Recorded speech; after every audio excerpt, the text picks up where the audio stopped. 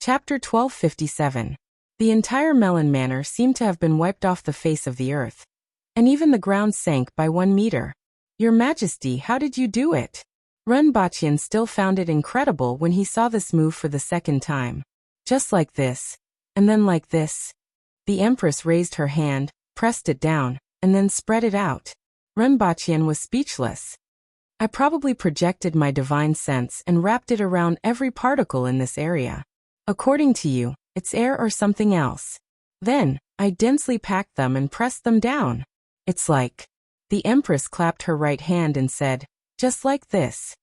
Runbachian pondered for a long time, and decided that it wasn't gravity control. It was most likely the molecules in the air or something else. He had some ideas about the specific process, but he found it incredible. Is this the power of the immortal realm? It's really terrifying. This ability is completely different from everlasting heaven.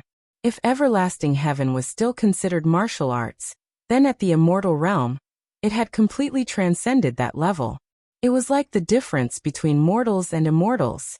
If those foreign races had come in person, I'm afraid we would have been wiped out in an instant. Just like what happened below. Maybe, but this move can only be used in such situations.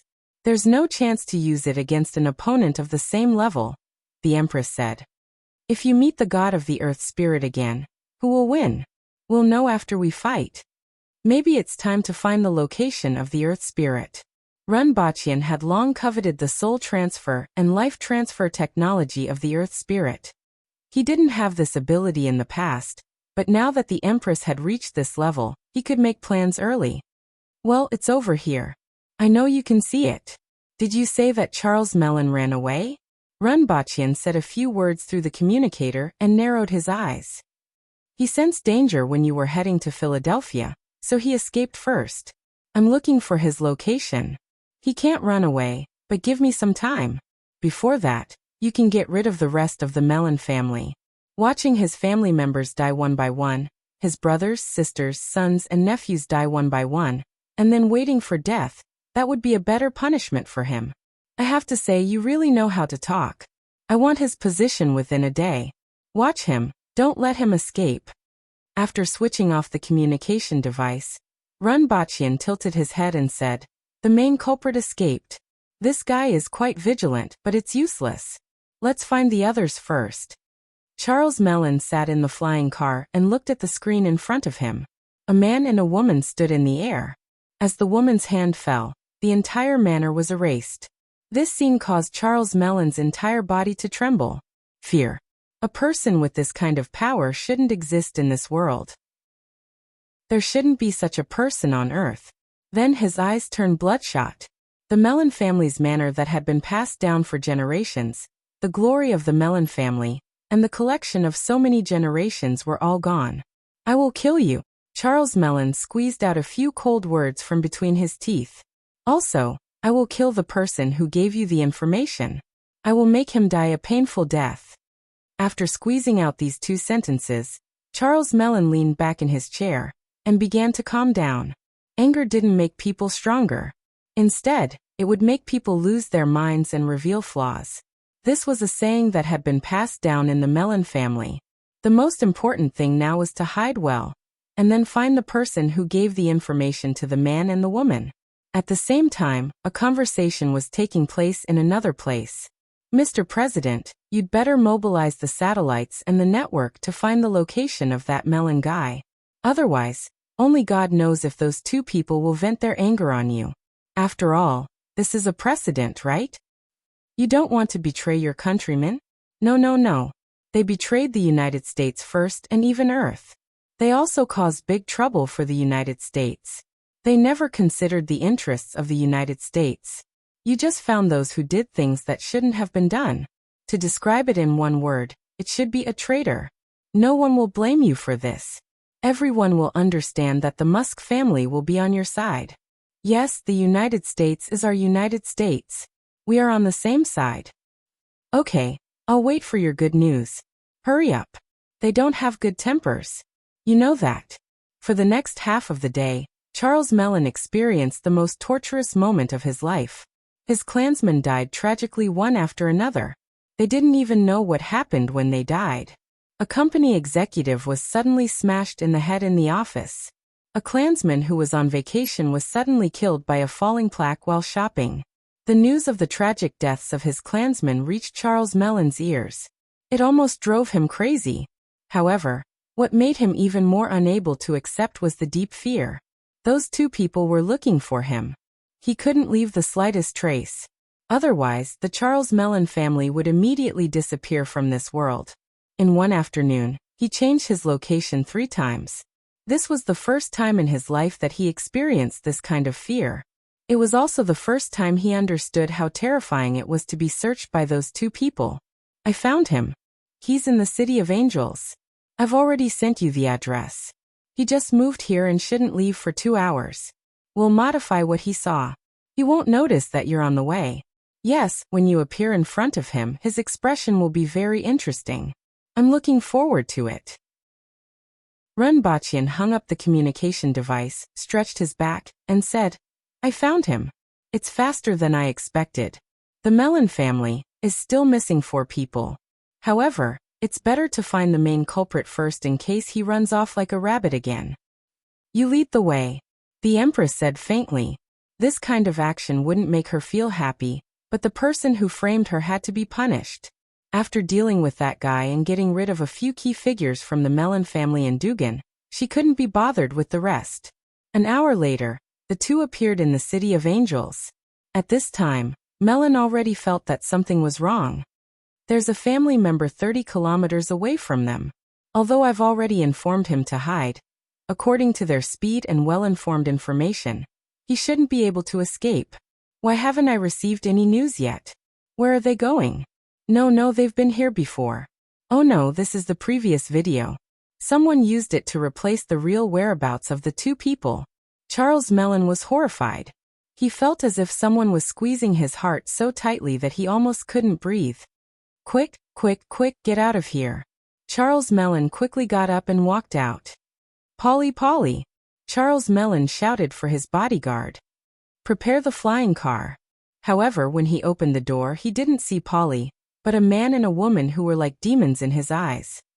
Where are you going? Mr. Mellon. The bald man grinned at him, and Charles Mellon could even smell the scent of blood. You. Charles Mellon's face turned pale, and he couldn't help but step back. Although it's a pity that we have to say goodbye as soon as we meet, I have some good news. Do you want to hear it? The good news is, I'll reunite your family with you. Are you touched? Rinpochian winked at the other party as a fireball appeared in his hand. However, before he could do anything, the Empress had already slapped him with her palm. 2 meters away, half of Charles Mellon's body disappeared before he could say anything. It's too bloody. Be careful of 404. Rinpochian flipped his hand, and the fireball disappeared. Let's go. We can go back after dealing with a few important figures. It's a little boring, so it's better to go back and drink. The Empress said faintly. Chapter 1258. Rinpochian didn't stay on Earth for long before boarding the spaceship again. This time it wasn't just a few spaceships, but a fleet of 35 spaceships. Among them, 8 were giant spaceships that were more than 3,000 meters long and 20 were more than 2,000 meters long. This was the main force of the Earth Expeditionary Force. The other spaceships, which were more than 1,000 meters long, were handed over to the 8-armed race, and both sides sent troops to the 4-leaf clover planet. Of course, the 8-armed race was the main force, but Earth also sent more than 100,000 troops. This time there were 30,000 of them. In addition to a large number of supplies, the spaceship also carried 3 robot production lines, as well as several satellites for communication and monitoring. These people were also the vanguard of the development of the 4-leaf clover planet. Then came the real immigrant army. Such a big event like Earth sending 100,000 troops naturally couldn't be kept a secret. In fact, the entire Earth was paying attention during this period.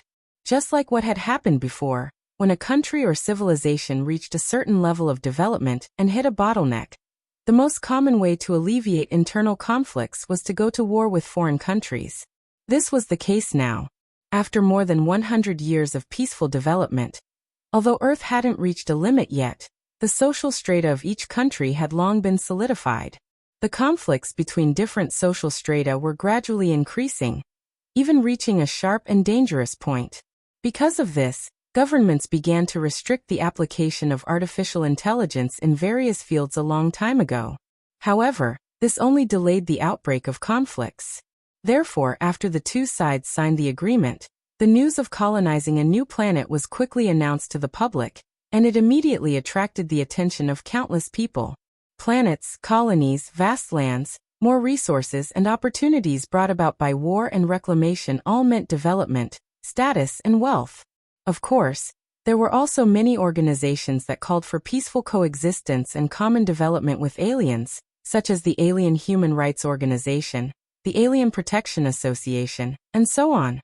With their various magical statements, they attracted a lot of attention and many supporters who had nothing better to do. Sometimes, when Runbachian saw this news, he had the urge to throw them out of the wall between the two worlds, and let them express their ideas and develop organizations among the alien races. Perhaps they could really develop a group of pacifists who resisted war among the alien races. Of course, it was more likely that they would be delivering food to the alien races. Those alien races are still outside the wall between the two worlds? Runbachian asked. Runbachian didn't play a big role in the expedition to the four-leaf clover planet, but the Empress and the king of the eight-armed race would be involved. The octopus tribe had sent out 3 kings. Including the Great Empress, there were 4 sempiternal realm experts in total. This was more than enough to suppress the lightning barbarian. He needed to deal with some other issues, such as the Flint Rock tribe and the Red Sand tribe. After the Earth Spirit retreated in defeat, Stainless City mobilized 5,000 Flint Rock tribe and 80,000 Red Sand tribe soldiers to stand in front of the wall of the two worlds. The experts of the human tribe retreated into the 60,000 mountains after meeting the two tribes from afar, hoping to lure the two tribes in. These two races loved fire and hated water, so the forested environment of the 60,000 mountains was not suitable for them. If the Flintstones started a fire, then the 80,000 Scarlet Sand tribe members would not be able to escape death. They only liked fire, but they were not completely unafraid of it. It seemed like this plan had failed. These two races had no intention of entering the 60,000 mountains. Yes, both openings are now occupied by them. Moreover, they have the intention to expand to the east. Minister of War Qin Chuan said. Runbachian pondered for a while and said, "East is the direction of the ocean. Although they won't get too close to the coast, we can't let them find out that the territory of the Blade Sickle tribe has fallen into our hands. We have to give them some trouble." The weakest member of the Flint Rock clan is at least at the Kismet Heaven level. There are at least 500 Cardinal Heaven level members and 50 Longevity Heaven level members. Also, their bodies are covered in fire, and they are very powerful. Just the Flintstones alone are a great enemy, not to mention the 80,000 Scarlet Sand tribe members. We can't fight them head-on, Qin Chuan said directly. Runbachian thought for a while and said, "Of course we can't do it head-on. Half of their logistics are handled by themselves, and the other half is handled by the low-level races deployed by Stainless City. As long as we can cut off their logistics, they will fall into chaos. What should I do? Let Li Fu and the rest attack the logistics team? As long as they send out a portion of their experts, it'll be hard for us to succeed. We can't underestimate the Scarlet Sand race either. As long as there are enough of them, when hundreds or thousands of them fire their Scarlet Sand arrows at the same time, even Longevity Heaven might not be able to deal with them. Li Fu and the others are still too few in numbers." Qin Chuan sighed. Runbachian frowned. The Scarlet Sand race was indeed troublesome. Although each of them could only fire 10 Scarlet Sand arrows a day, and the range was only 100 to 200 meters, their power wasn't small. At close range, they were much more powerful than a sniper rifle, and their speed was extremely fast. If it was a team of thousands of Scarlet Sand race members, it would be difficult to evade the Scarlet Sand arrows.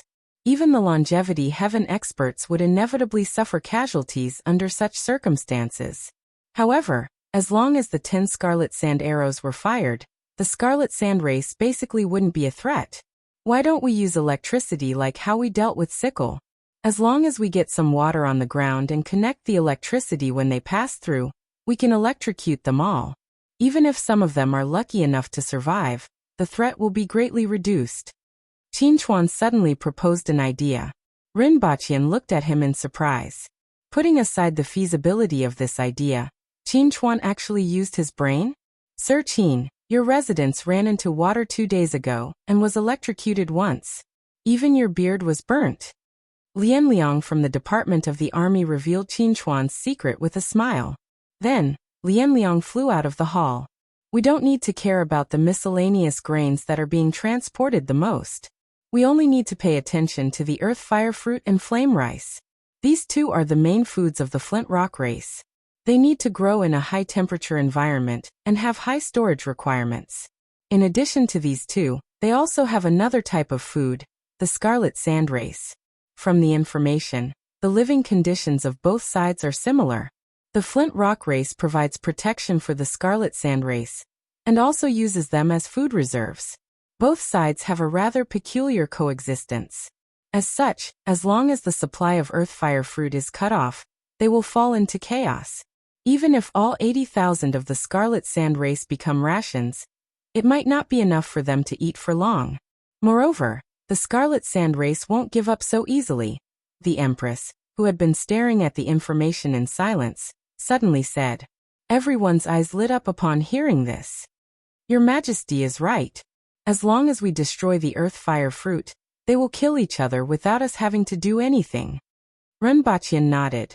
He had thought of this point just now, but it was only a vague idea and wasn't as clear as what the Empress had said. That's right.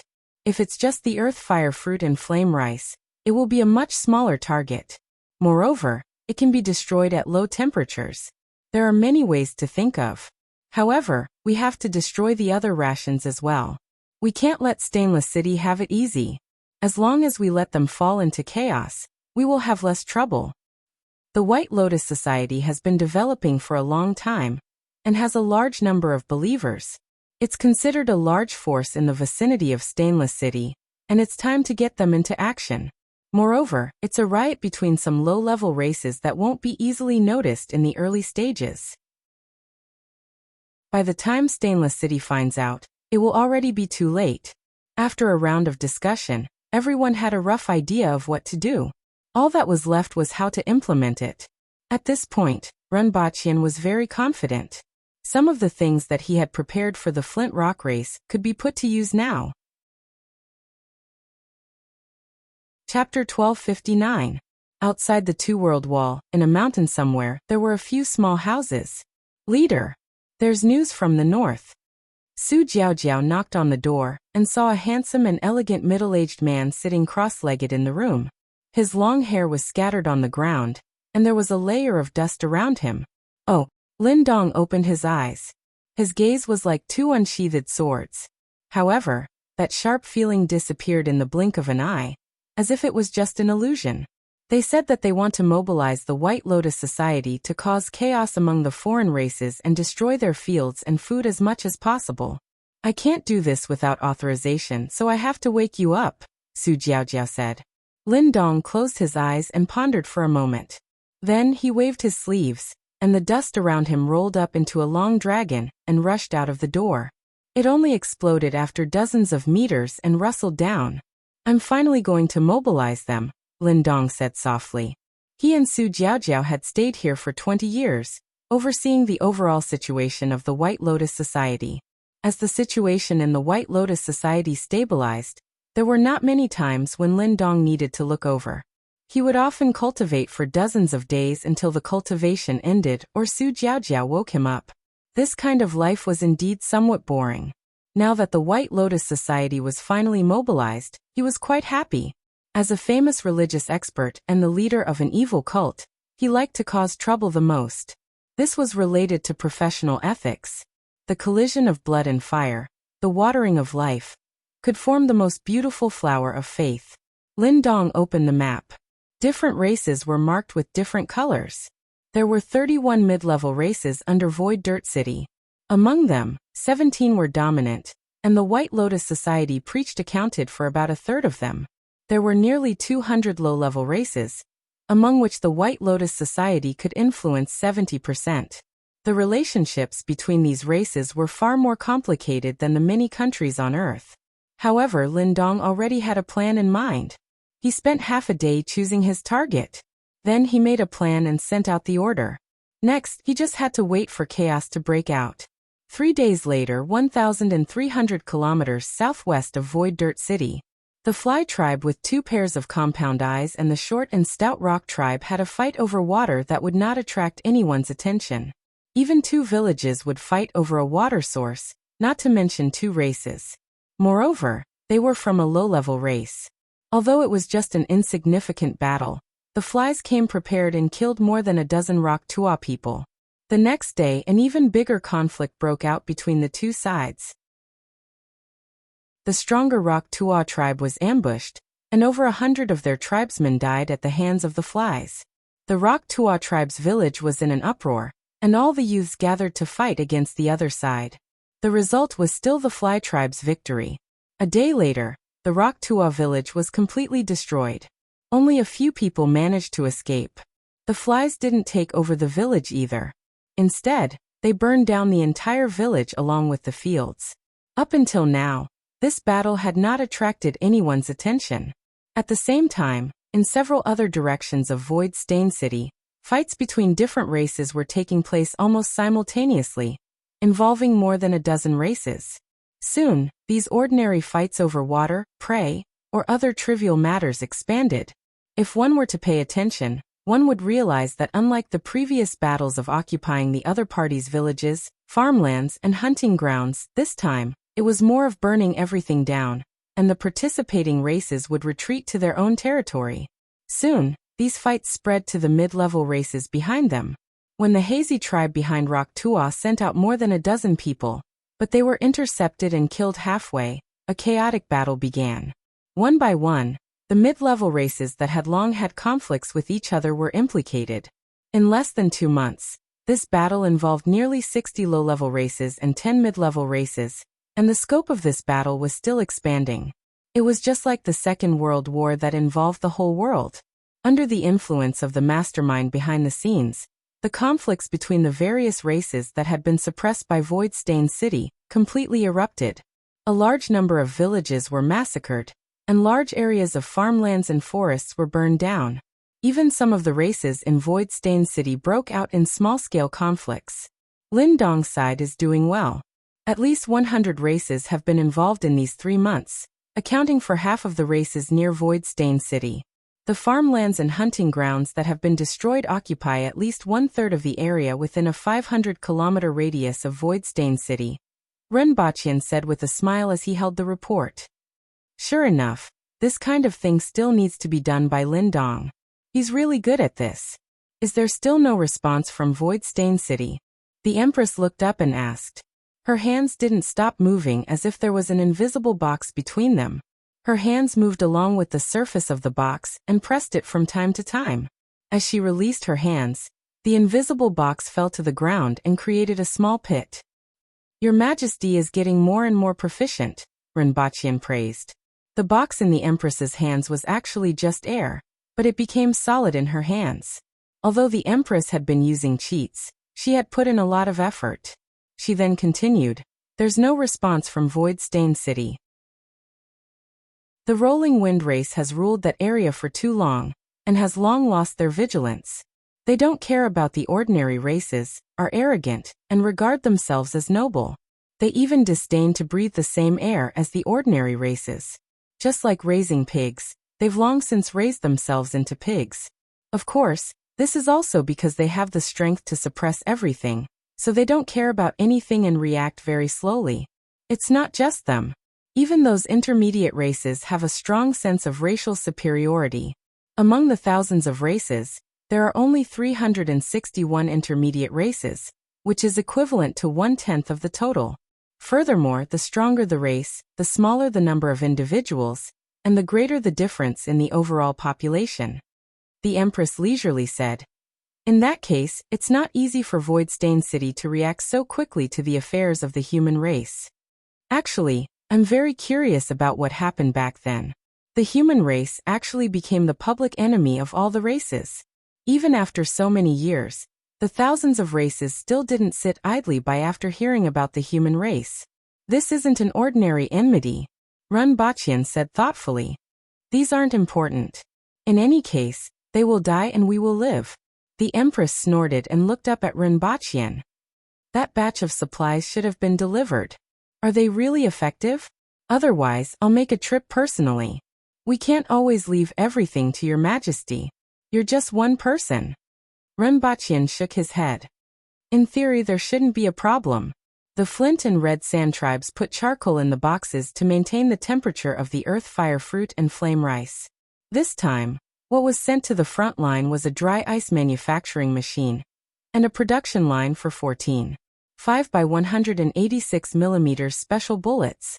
The bullets can be filled with dry ice, and after penetrating the boxes, they will break open and destroy the earth, fire, fruit, and flame rice at low temperatures. The Red Sand tribe's red sand arrows can't stop the bullets. 2 bullets are enough to destroy a box. The only problem is that the storage and transportation of these bullets are more troublesome, but it's much easier than fighting the Flint tribe. Let's wait and see then. The Empress nodded. In order for the operation to go smoothly, I also sent the poison healer, Suyu, to the front line. I think we can achieve our goal. Run Baqian shrugged. Chapter 1260. On the boundless grassland, a giant elephant walked on the dirt road, accompanied by the rumbling footsteps of the giant beast and the sound of wooden wheels. Behind the giant elephants, which were about 7 to 8 meters tall, were wooden carts filled with food. They were almost the size of train carriages. Among them, the wooden carts in the middle were the most heavily guarded. They were huge wooden carriages, and if the carriages were opened, one could see layers upon layers of earth, fire, fruits, and flame rice.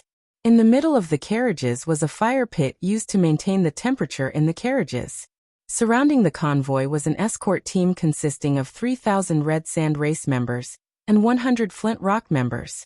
The Flint Rock members were tall, and the adults were more than 4 meters tall. Their greenish-gray skin was full of cracks, and flames were flowing in the cracks.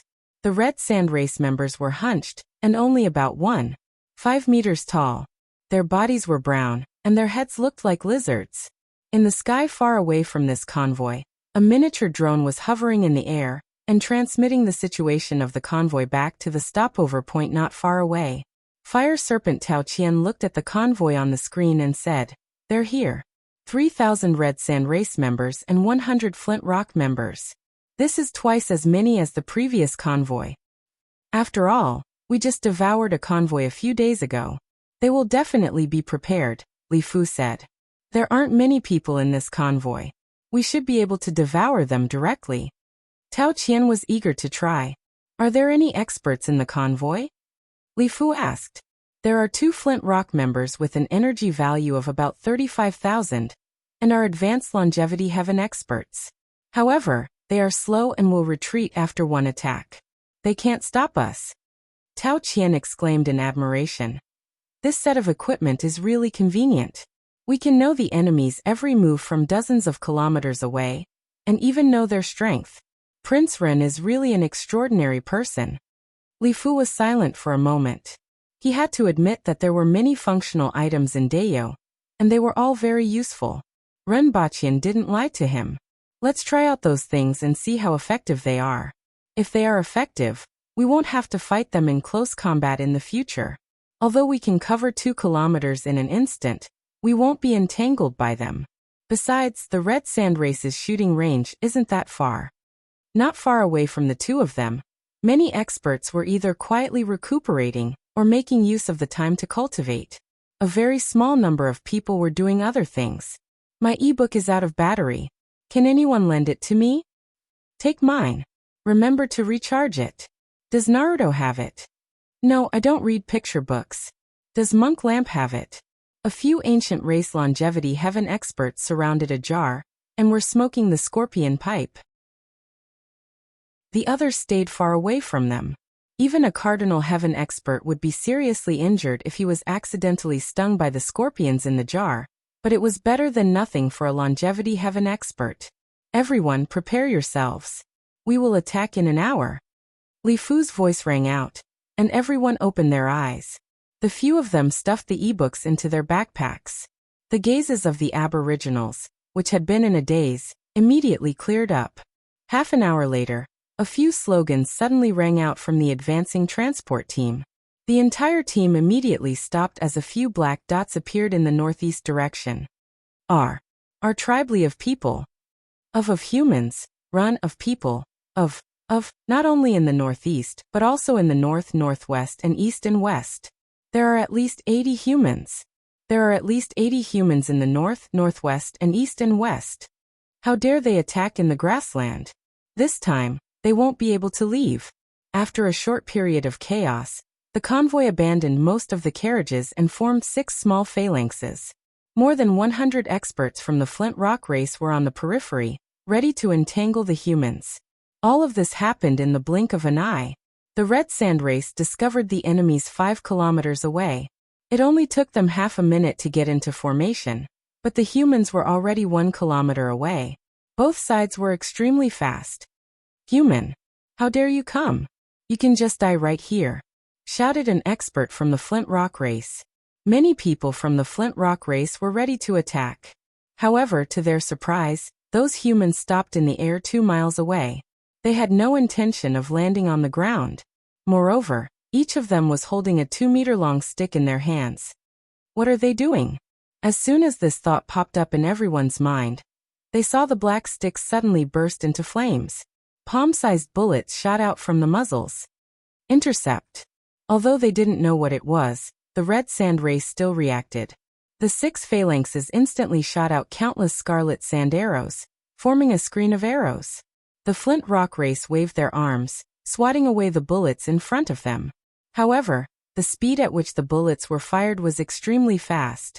In almost 5 seconds, each person's 20 bullets were used up.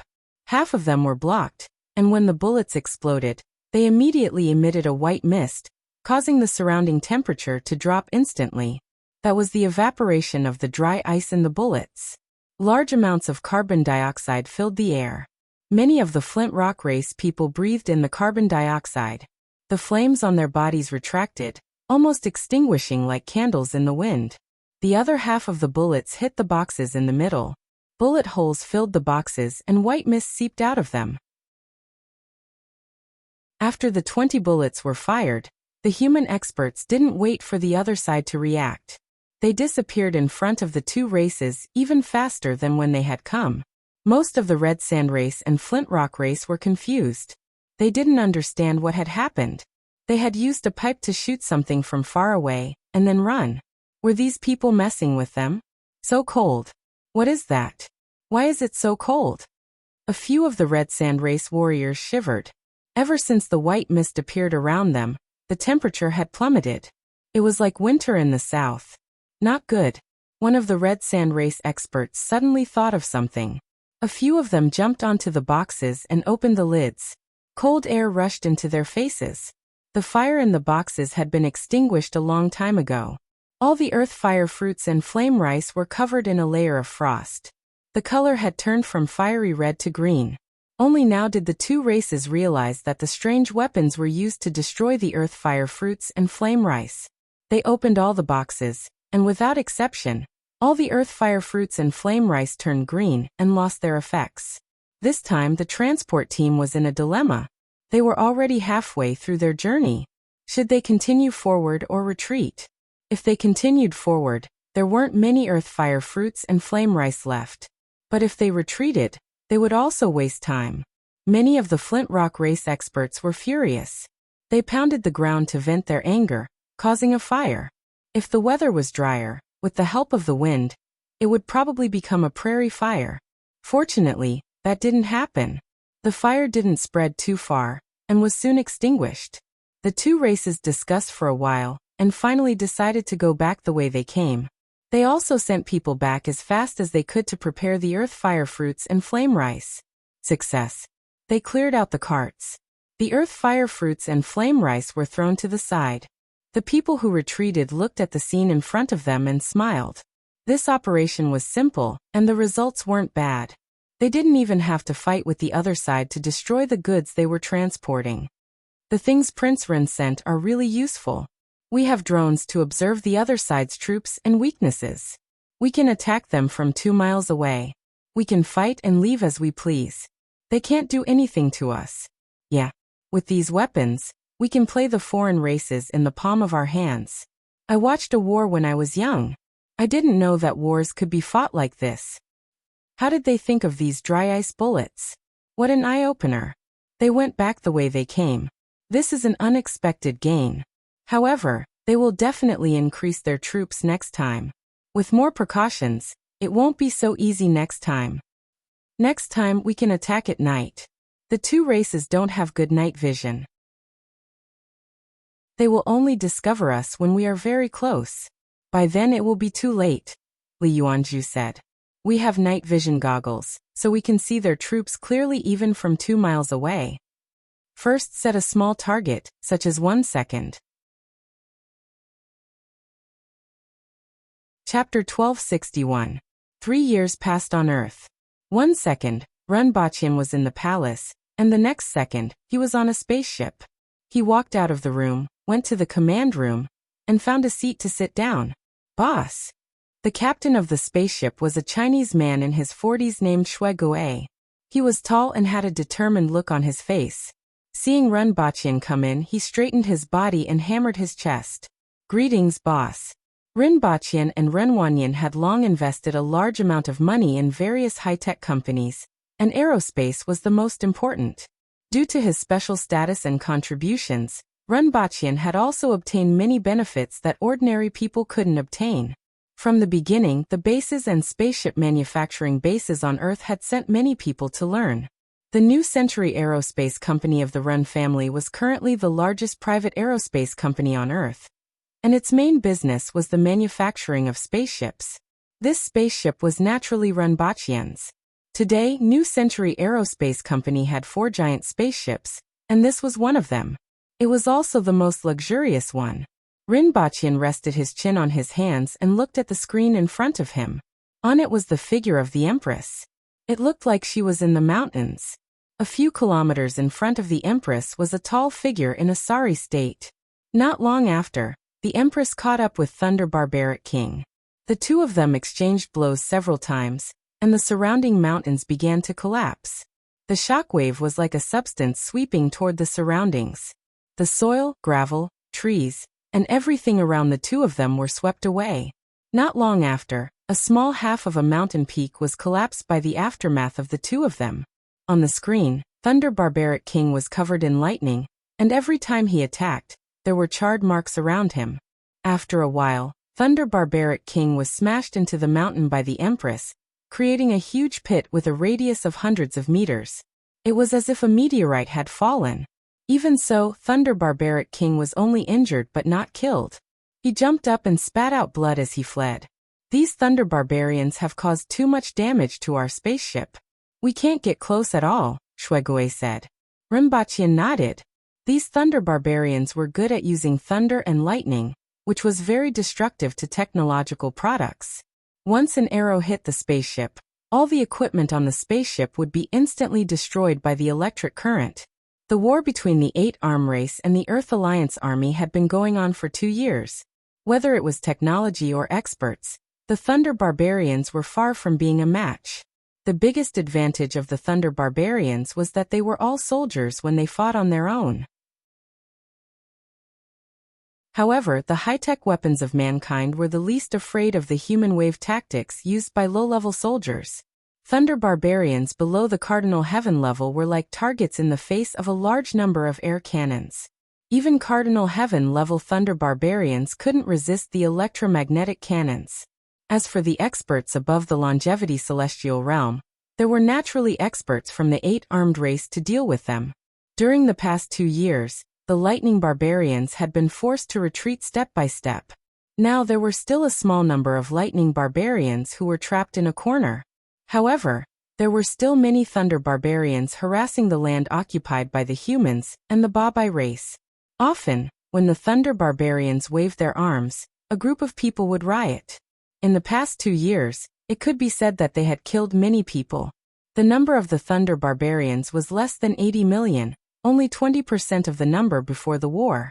Of course, the humans and the 8-arm race also suffered casualties. Out of the 40 spaceships before the battle, 16 were destroyed. So far, humans had invested a total of 70 spaceships, 300,000 soldiers, and a total of 10 robot production lines, producing more than 500,000 robots. The 8-limb tribe had invested over 100,000 soldiers and 3 sempiternal realm queens into the operation. How long have you been chasing them? Rinpochian asked. 6 hours ago they revealed their tracks, and the lady boss immediately chased after them. They didn't want to fight at all, and only fought when they couldn't escape. Shuegui was in awe. This lady boss wasn't as beautiful as a fairy, but she was very heroic. However, the deepest impression she left on people was that she was frighteningly fierce when she attacked. She could be called a human-shaped nuclear bomb. She was also the only one among the humans who could stand shoulder to shoulder with the experts of the 8-arm race. What's their goal? Rinpochian looked at the image. The ground and mountains were like fleeting shadows under their feet. If it weren't for the artificial intelligence system, the image wouldn't be able to keep up with their speed. Most of the time, they could only see a black and a red line. I was about to talk about this. Although they changed direction several times, the general direction is likely to be the Myriad Thunder Valley. That place is shrouded in lightning all year round, and it's difficult for spaceships to monitor it. This is probably a trap. As Shuegui spoke, another holographic image of the 4-leaf clover planet was displayed. From the direction, the two were indeed heading in the direction of the Myriad Thunder Valley. For humans and the 8-arm race, that place was a dead end. For the Thunder Barbarian, it was a holy land. However, even if he entered it, he would most likely die. Zixiao, it's time to come back. His goal is the Myriad Thunder Valley. This is a trap. Rinpochian's words were transmitted to the Empress through the communication device. A cold look flashed in the Empress's eyes. She hesitated for a moment, and stopped in her tracks. She was also clear about the situation in the Myriad Thunder Valley. There was no need to take such a big risk to beat people up. As the Empress stopped, the Thunder Barbarian King actually stopped as well. He turned around to take a look, made a provocative gesture at the Empress, and then turned to escape. However, after a few seconds, he realized that the Empress didn't chase after him at all. He spat and hesitated for a moment. In the end, he didn't turn back and swaggered off. This bunch of damned fellows are like rats and too slippery. Who said that the Thunder Barbarians are upright? The Empress said angrily when she returned to the warship. Those who aren't slippery are all dead. Rinpochian spread his hands. At first, the Thunder Barbarian was indeed quite upright and died very quickly. Those who can live until now are definitely not the same as before. He got away again. The Empress said coldly. Don't do it yourself next time. At this level, it will be very difficult to make them stay if they want to escape. We will set up a trap in a few days and see if we can lure them out, Rinpochian said. The last time I killed one of their royal experts in public, they still weren't lured out. These fellows are becoming more and more timid, and their whereabouts are becoming more and more secretive. The Empress shook her head slightly. This time he attacked Yaofeng City and destroyed half of the city with one blow. Then he immediately fled far away, and the others simply couldn't catch up. However, he will be fine in a few days. 9 Soup King's injuries should be recovering soon. When she comes back, there will be 4 sempiternal experts and we will seize the opportunity to kill him. The Empress casually picked up a wine bottle and began to drink it. After chasing for a few hours and fighting a total of 5 times, she was very thirsty. The second wine bottle, tun tun tun tun tun. The third wine bottle, tun tun tun tun. The captain originally wanted to come over and say something, but his face turned green when he saw the label on the wine bottle. There were big red words on the label, 96%. Is this a poison? It's definitely not for humans to drink, right? Shuegui's face was full of admiration, especially when he looked at Rinpochian. The admiration was almost coming out of his eyes. Rinpochian snapped his fingers, and a 3-inch tall flame emerged from his fingertips. The Empress exhaled and suddenly spat out a ball of fire. The Empress's eyebrows instantly became soft. The two of them had done this kind of small interaction many times, but she found it interesting every time. Return to Exiononsu land. Runbachian's face was calm and indifferent as if he didn't see it. Exiononsu land was one of the 237 regions of Zixiao planet, and was also controlled by Deacon Runbachian, named the land he obtained on the four-leaf clover planet Exiononsu land. He was grateful to Deacon for fighting for a chance of survival for the future of the human race. He would rather destroy his soul and refine his body into a weapon without consciousness. His heart to protect the human race was very touching. Runbachian also respected him. On the other hand, this place could also be used as a retreat route for the human race on Zixiao planet. Chapter 1262. With a roar, the spaceship landed on a grassland. A simple airship landing pad was built here. After exiting the airship, one could see a large lake far to the right, like a sapphire embellished in the green background. 2 miles ahead was a small hill. A small city was built around the hill, surrounded by walls to prevent wild beasts from attacking. In places with a high concentration of essence qi, there were also many dangerous vicious beasts. Previously, the Empress had focused on cleaning up the stronger beasts, but there were still quite a number of Kismet heaven-level beasts that had a high fertility rate. These things were like wolf packs on Earth, often appearing in packs. Even with the advantage in numbers, it was difficult for the AI robots to fight against these creatures. Small firearms were fine against normal people, but against these beasts, it was really difficult. You guys can do whatever you want. Runbachian waved his hand behind him as he and the Empress crossed dozens of meters with each step. In a short period of time, they arrived in front of a small city. Your Majesty, Your Highness. A few Aboriginal guards squatting in front of the city gates hurriedly stood up when they saw the two of them. Call her boss and lady boss. What did you just do? Are you counting ants? Boss, look at this. An ancient race guard pointed at his feet. I don't know when a hole appeared here, and I don't know how deep it is either. I threw a stone into it just now, but I didn't hear any echo for a long time. Runbachian's indifferent expression suddenly turned serious. Many of the creatures on this planet were very dangerous, even more so than those in the 60,000 mountains. Even though the Empress wasn't afraid, the others weren't. This was especially so since this was the entrance to the new city. If some unknown creatures appeared here, it could easily cause casualties. He walked up to the hole and looked at it. It was about the size of a fist, and the edges of the hole were very smooth, as if it had been flattened by something. Runbachian flicked a spark into the hole, and only dissipated after it was dozens of meters away. It was not that they had reached the bottom, but that this little spark could only support them so far. Something's not right. There's a liquid attached to the soil inside. It might be mucus. Runbachian sensed that something was amiss from the reflection of light in the cave. Is it a beast? The Empress raised her eyebrows. It's possible. It shouldn't be big, with the thickness of an arm. It might be an annelid similar to an earthworm. The mucus should be left behind by it. There are no claw marks. When did this thing appear? Didn't you notice? Runbachian asked. I found it this morning. I didn't notice it. All right, go do what you need to do. Runbachian turned on his communication device and instructed someone to bring equipment to investigate while he and the Empress entered the city. The city wasn't big, and the current population was less than 4,000. The Aboriginals, Jing tribe, and people from the Yun Nation were mixed together. In fact, the number of people they brought was a little more than expected. Every time they brought people, they would temporarily undergo dehydration to lose weight. Under the premise of maintaining their vital signs, they could lose up to a quarter of their body weight. In fact, there had been such a method on Earth for a long time. For example, during the weigh-in of a fighting competition, many contestants would temporarily lose 10 to 20 kilograms of weight before the weigh-in. The contestants that Runbachian chose were Aboriginals who were at the Kismet Heaven level, or at the Earth Will level from the Jing tribe and the Yun Nation, which were more resistant to weight loss. As a result, the number of people they brought was a quarter more than expected.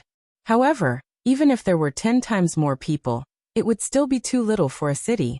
Renbachian and the Empress didn't see many living people along the way, and most of the figures were intelligent robots. At present, most of the positions in the city were filled by intelligent robots. The people that Renbachian brought with him were only responsible for a small number of jobs, and spent most of their time cultivating. The place with the most living people was the Hall of Martial Arts in the center of the city. From time to time, people would go in and out to test their cultivation level or collect martial arts manuals. The people that Renbachian chose were talented. The four-leaf clover planet was full of vitality, and there were a lot of bloodstones. Currently, 400 people had advanced to the cardinal heaven and spirit will level, and this number was still rising rapidly as time passed. A figure descended from the sky. Dong! A pair of footprints appeared on the metal ground laid in the city. Mom, Dad, you are back. Erhua laughed heartily. Renbachian glanced at the small robot that was flying behind her head. I was live streaming and introducing the four-leaf clover planet to the silly netizens on Earth. I was just about to set off when I saw you guys coming back. Do you want to say hello? Erhua giggled. At this moment, if one looked at the bullet screen, they would see a waterfall of comments. Dog streamer, who are you calling silly? You are inflated. Hello, father-in-law and mother-in-law. Father-in-law looks so fierce, but mother-in-law is so young and beautiful. She looks so familiar. Damn, the dog streamer is the child of these two people? No wonder the dog.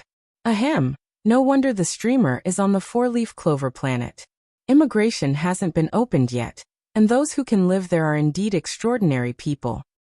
Who are these two people? Are they famous? Renbachian tilted his head, looked at her, and then looked at the robot behind her. The corners of his mouth twitched. Have you finished your graduation thesis? Renbachian asked with a fake smile. My graduation thesis is about the ecological environment of the four-leaf clover planet. Anyway, this is first-hand information, and I can easily pass. Heh. Renbachian's mouth twitched, and he waved his hand, signaling for Erhua to leave quickly. Erhua had been born in Dayo for more than 20 years. Including the time she had lived on Earth, she was now in her 30s, but still looked like a 15 or 16-year-old girl. As for her personality, she still liked to fool around and didn't grow up no matter what she did. She would form a band today, shoot a movie tomorrow, and do a live stream the day after. However, she could do whatever she wanted. The Empress looked at her and suddenly asked, Have you arrived at longevity heaven? Mom, you saw through me. I just broke through. Speaking of which, this is a really good place. Erhua licked her face and laughed. You haven't stabilized your strength and control yourself, and you still want to run away? Come, you can only leave after 3 moves from me, the Empress said. You'd better kill me. Erhua's face immediately fell. Cut the crap. I'm at the same level as you, and I can take 3 moves from you. Other than a few dead places on this four-leaf clover planet, you can go wherever you want, the Empress said. You'll regret it. Erhua snorted in disdain. The Empress sneered. Tisk, you've grown up. Renbachian sneered exactly like the Empress and felt stifled. Erhua had actually arrived at longevity heaven? He reckoned that he wouldn't be able to beat her up even if he wanted to. Could it be that he would have to report to the Empress if he wanted to beat her up in the future? You will definitely regret it. I'm your only daughter. If you kill me with one slap, you will have no descendants. Erhua said leisurely. The bullet screen of the live stream was full of 666. You are so mischievous. Your mom. Oh, your mom knows. I'll beat you to death if you continue talking nonsense. The Empress raised the corner of her eye, and the veins on her forehead bulged. Chapter 1263. The Empress quickly taught her daughter a lesson, even though she suppressed her strength to the initial level of longevity heaven. In the end, there wasn't much of a change. Then Honeysuckle was sent back to consolidate her cultivation. The Empress gave her half a month. Of course, Renbachian and Honeysuckle knew that even 2 months would be useless. It was all a matter of a slap. This wasn't just about the level of power, but also the perception and control of power.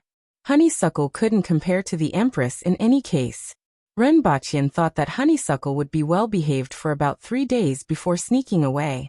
After returning to her residence, the Empress leaned back on the sofa and asked casually, "The Flint and Red Sand races didn't do anything, right?" "No problem. They set up an ambush a few days ago, but it didn't work.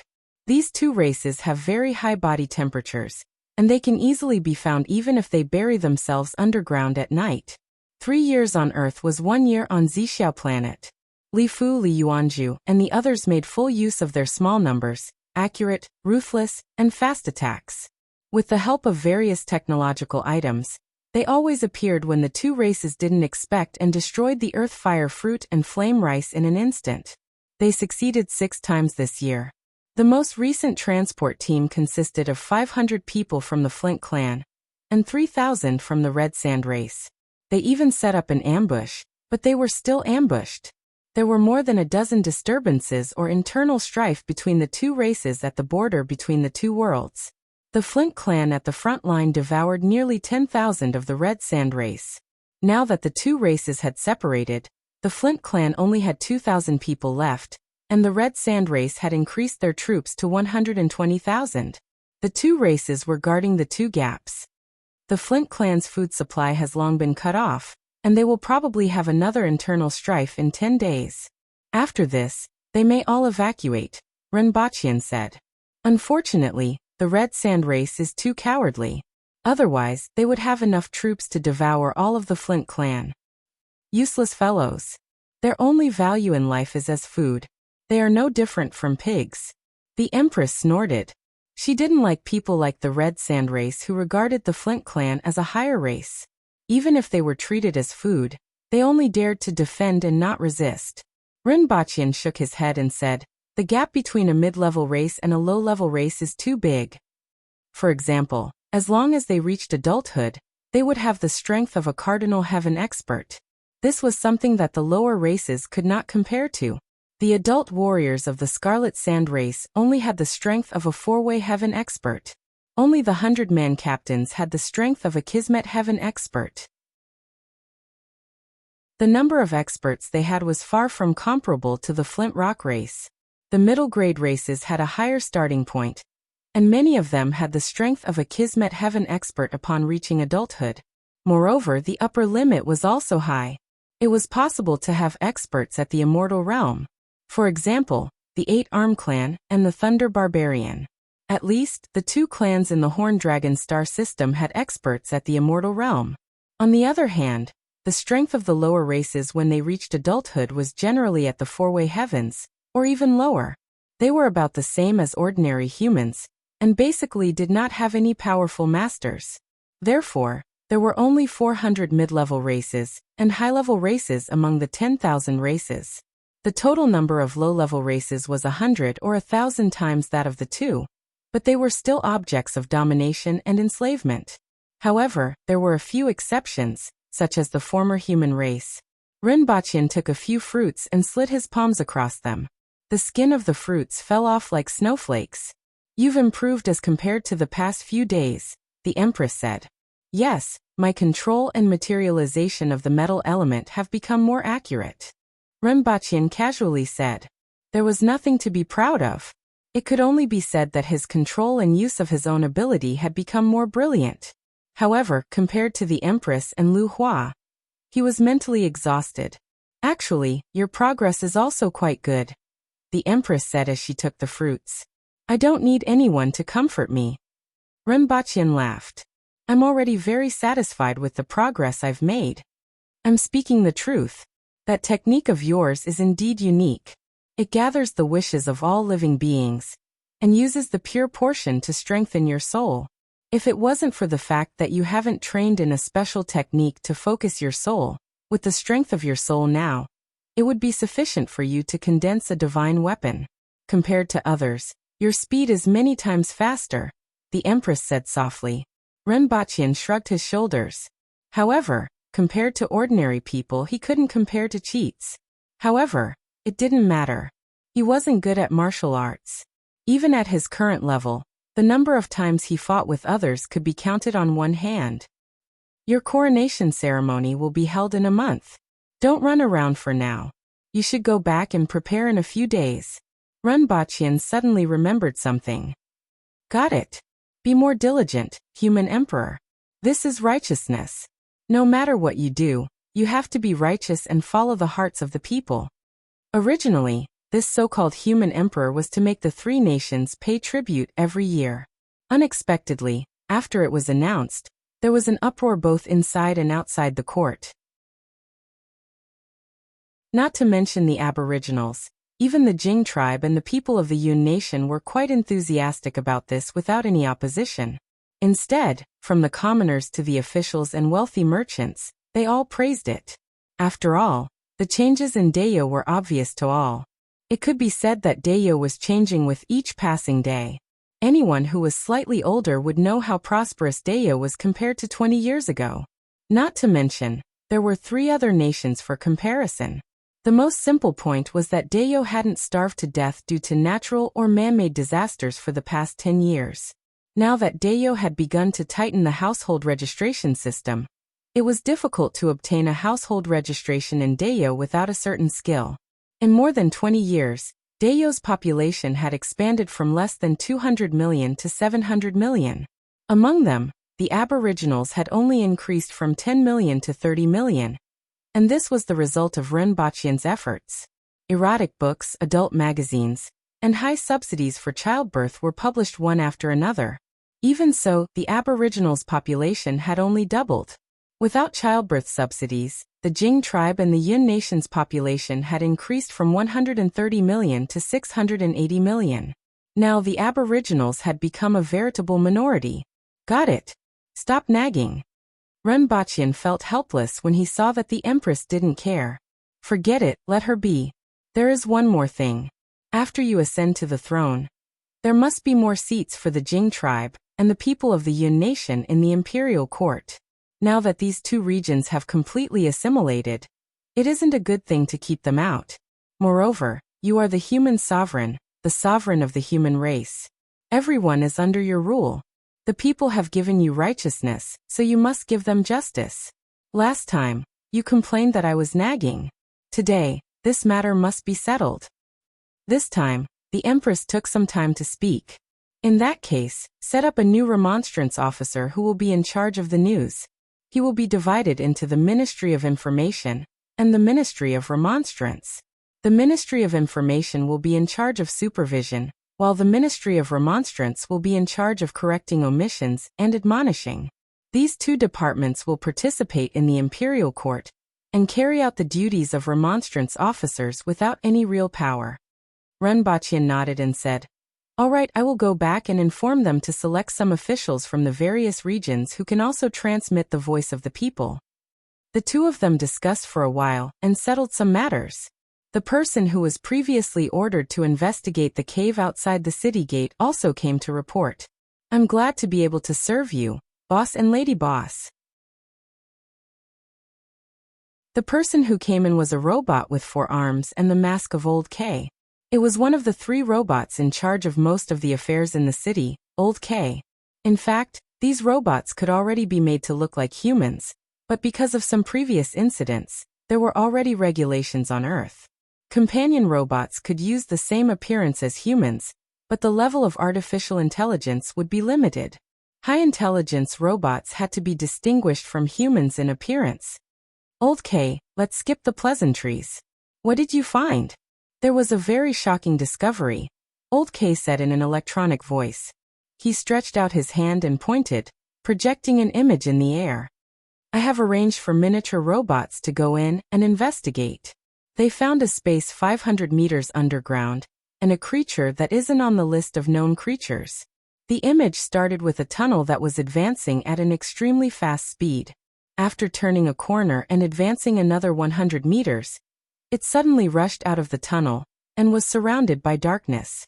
As the robot changed its mode, images began to appear around it. It was a huge meatball, or rather, a meatball made up of countless threads that were as thick as an arm and tens of meters long. It had a circumference of more than 100 meters. Countless densely packed threads were randomly twisting, wriggling, and dancing. Just one look at this image would make one's scalp go numb. The Empress only took one look at it, and the corner of her eye twitched. "I will definitely not touch these things. I will give you 1 day to get rid of them." The thought of them being under my feet makes my whole body go numb. After she finished speaking, she glanced at Renbachian. Then she looked at Renbachian again. Renbachian's scalp was covered with goosebumps, which were extremely conspicuous on his shiny bald head. Chapter 1264. Indeed, Renbachian felt a little numb. That huge and densely packed ball of flesh was still wriggling and twisting continuously. Even if one didn't have trypophobia, seeing this scene would make one feel disgusted, nauseous, and have goosebumps all over his body. It had to be said that the creature underground was indeed terrifying. Although he didn't know how strong it was, its form was disgusting enough. He was right about one thing. It was indeed an annelid alligakita. Moreover, its size was even larger and its length was astonishing. It looked like a magnified linear animal, such as an iron nematode worm. It's too disgusting. Renbachian waved his hand and asked, "How big is the underground space?" Its length and width are several hundred meters, and its height is less than 100 meters. There are no large caves in the surroundings. It looks like the nest of these creatures, and they have just migrated here.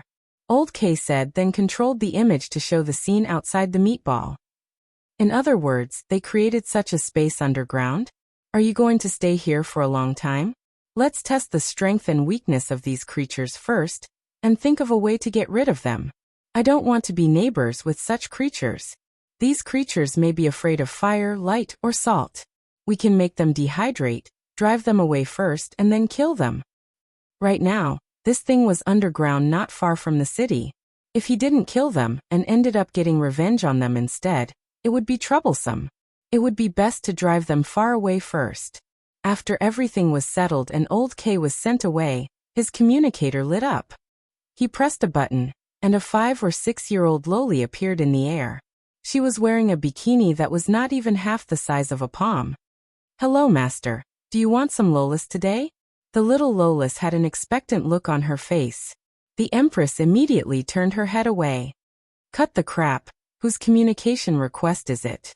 Renbachian's face darkened. The artificial intelligence in his communication device was the clone of that Lolita in Deyo, Lolita number 2. What a cold, Master. There are a total of 2 communication requests. They are from Great Xia's ambassador in the Horn Dragon Galaxy, Wuxia, and the United States ambassador, Howard Musk. The little loli looked downcast, and there was a row of ellipses above her head. "Connect me to Wuxia." Renbachian guessed the purpose of these 2 people. Now that the war was going smoothly, the Thunder Barbarians only had immortal heaven left, and they were still fleeing in all directions. They shouldn't be here for the war. Then there was only one possibility. Looking at the time, they should have a result by now. "Mr. Run, I'll get straight to the point. How much do you know about those blood power gems?" Wuxia knew Renbachian's style, and went straight to the point. "Definitely not any less than you guys." Renbachian leaned back on the sofa and thought to himself that it was indeed because of the blood power stone. Wuxia understood and knew that this was indeed the case. There was a trace of a bitter smile on his face. Earth had just discovered the importance of the bloodline stone.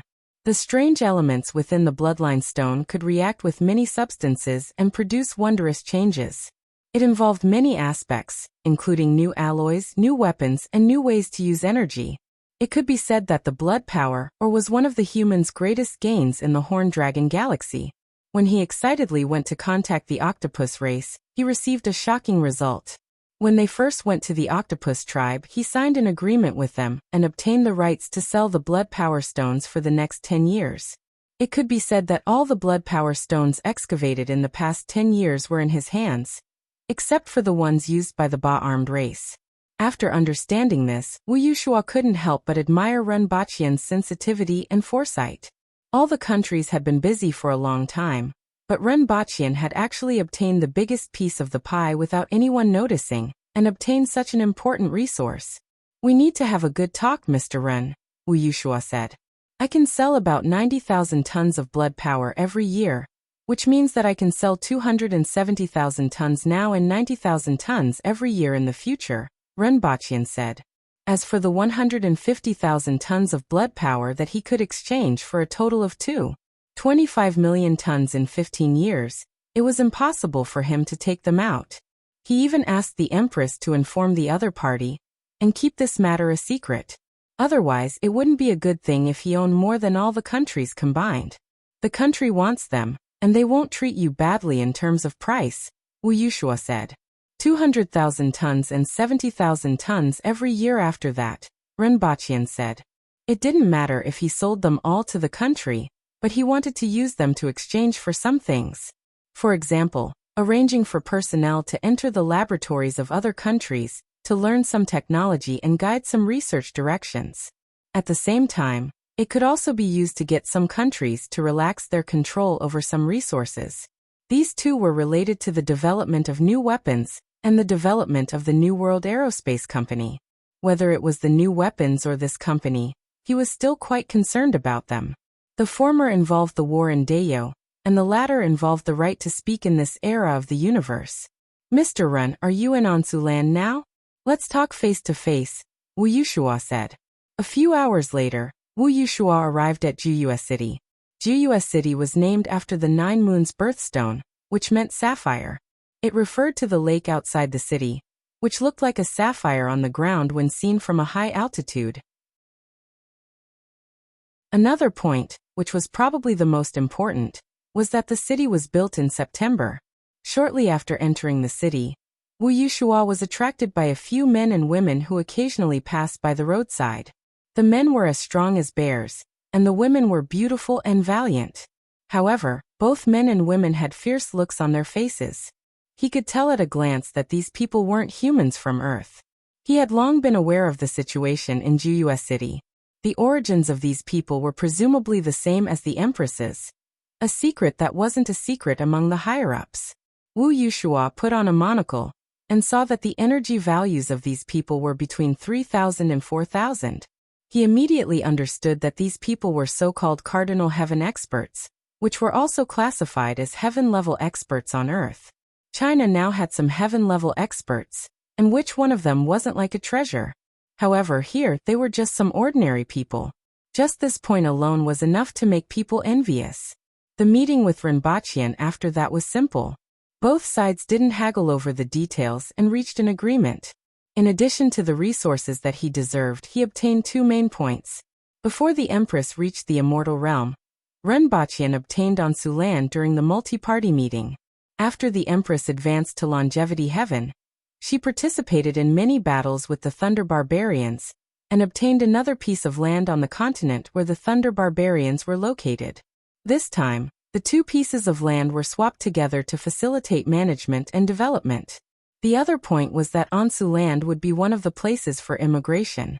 He could recruit people to migrate and develop the land. This could be said to be of great value. Although intelligent robots could do many things for humans, they weren't humans after all. With the immigration of humans from Earth, it could be imagined that this place would soon become prosperous. Renbaqian then met Howard Musk and used 8,000 tons of blood power stones to exchange for some good conditions. The next 12,000 tons of blood power stones quickly reached a series of deals with various countries, and all of them were signed within a month. Currently, New World Aerospace was no longer inferior to some ordinary countries in terms of technology. With a large number of personnel entering the laboratories of various countries, it could be imagined that this company would become a private technology giant and rely on it to grow into a giant. Set a small goal first, such as 1 second.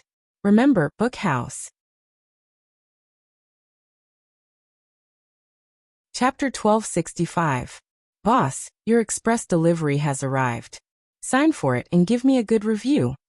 A lascivious man's voice came from outside the door. Get lost. Renbaqian laughed and got the central control system to open the door. A middle-aged man with an unkempt beard stood outside the door and smiled brightly. Boss, I missed you so much. The man laughed as he entered the door. A box that was more than 1 meter tall automatically slid in behind him. Dingjie, why are you here? Did you run away from home? Renbaqian sat on the sofa, crossed his legs, and caught the cigar that Dingjie threw at him. TSK, don't mention it. I was kicked out of my house. If you didn't take me in, I would have nowhere to go. Dingjie pulled a long face and frowned. You're already 80 years old. Don't go to those erotic places. The corner of Ren Baqian's mouth twitched. Ding Jie and Ning Kaichen were on the same side after all. Ning Kaichen had lived for more than 80 years by relying on the medical technology on Earth, and had rarely used the power of the spirit sword. She looked like she was 40 years old. However, after the two of them got together, Ren Baqian got a headache just thinking about those terrible things. You can't blame me this time.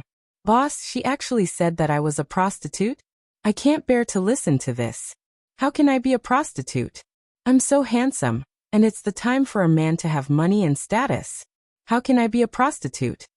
Ren Baqian sneered and didn't reply. He knew Ding Jie's temperament too well. He was the one who gave him the small cards for all kinds of nightclubs.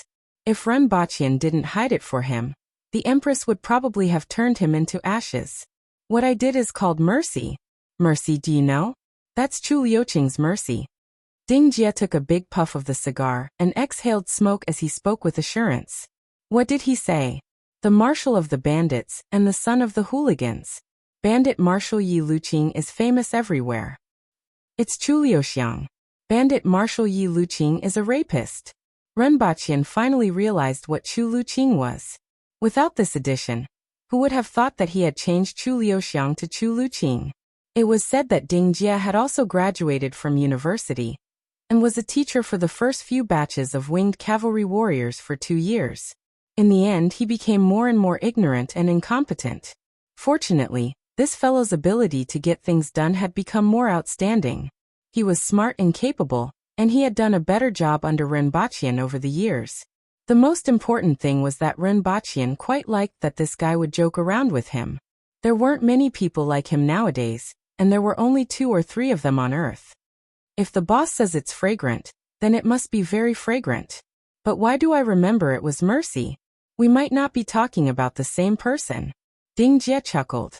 Is the box the newly developed one? Ren Baqian looked at the box. That's right, this is a model that has just been developed in the laboratory. It's basically a mature magnetic field-driven bullet rifle, which is the so-called Gauss rifle, or rather, Gauss sniper rifle. Ding Jie's expression turned serious. He pressed a button on the box, and the box opened automatically. He took out 2 parts of the gun and assembled them. The Gauss SR2 model is 1,670 centimeters long and weighs 19 kilograms. It uses a 12.7 by 99 millimeters special electromagnetic bullet and has a range of 12,000 meters.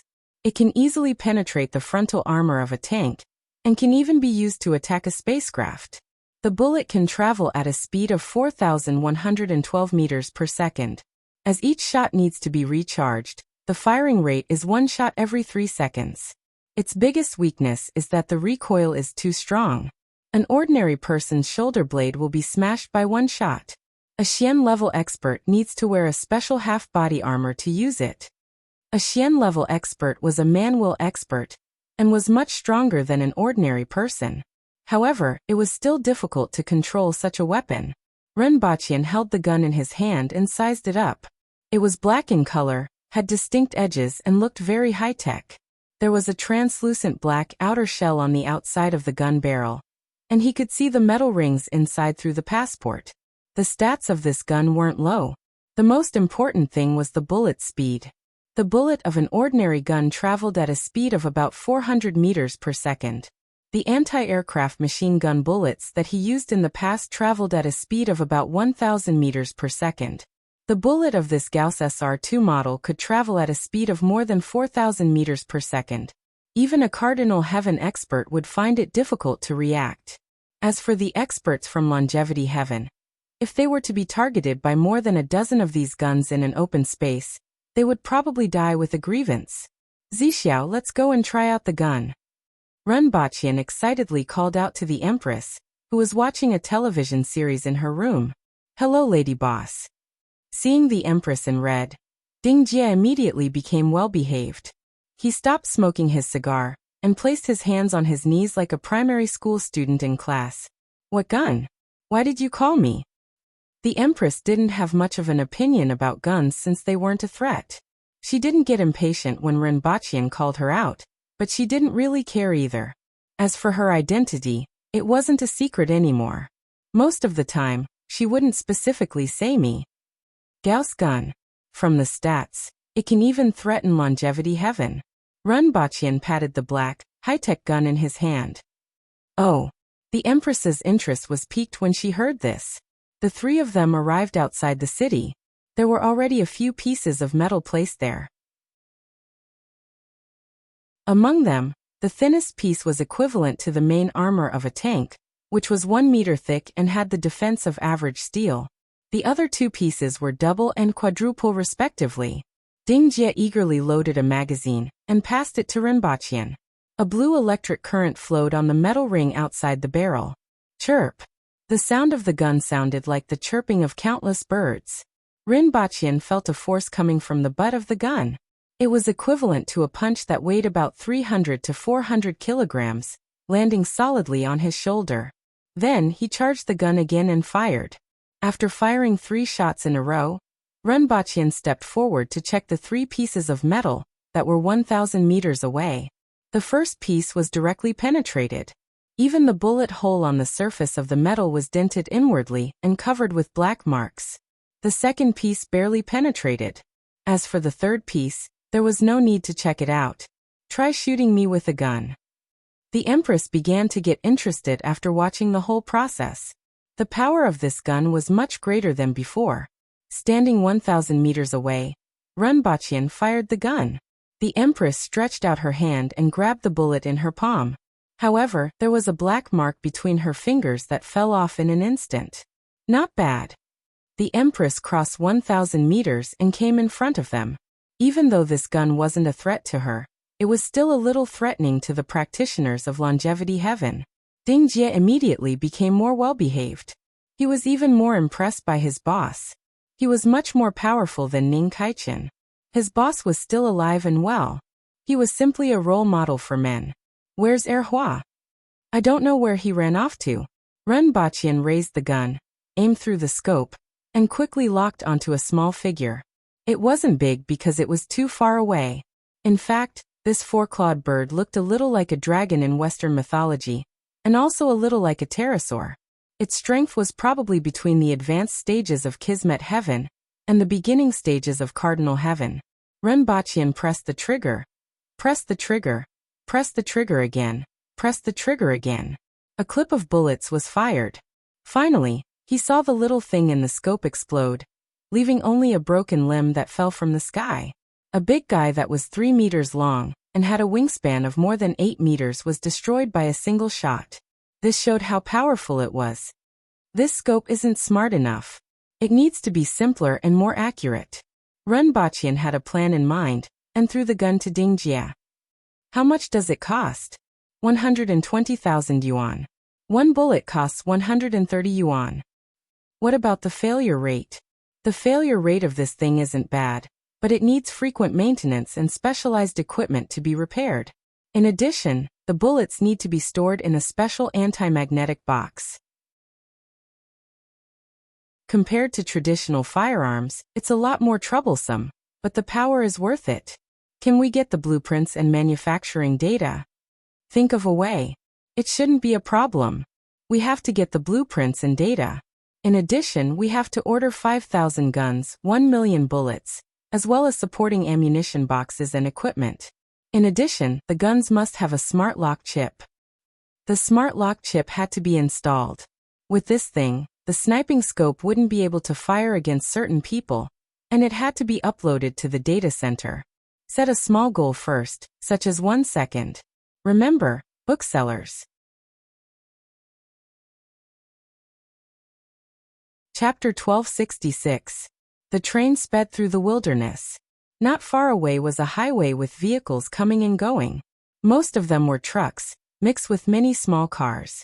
Of course, those who could drive small cars weren't ordinary people. This is Dayo. A young lady sighed.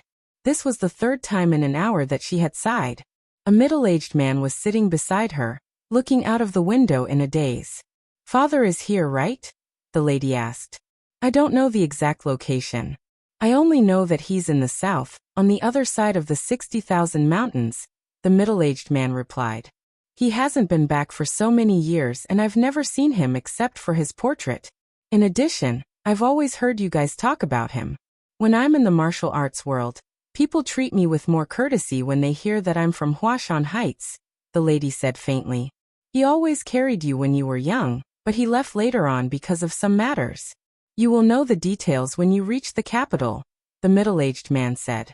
The lady was Ma Runing, the daughter of Ma Hongyu. The man was Ma Hongyu's third disciple, Jianfang.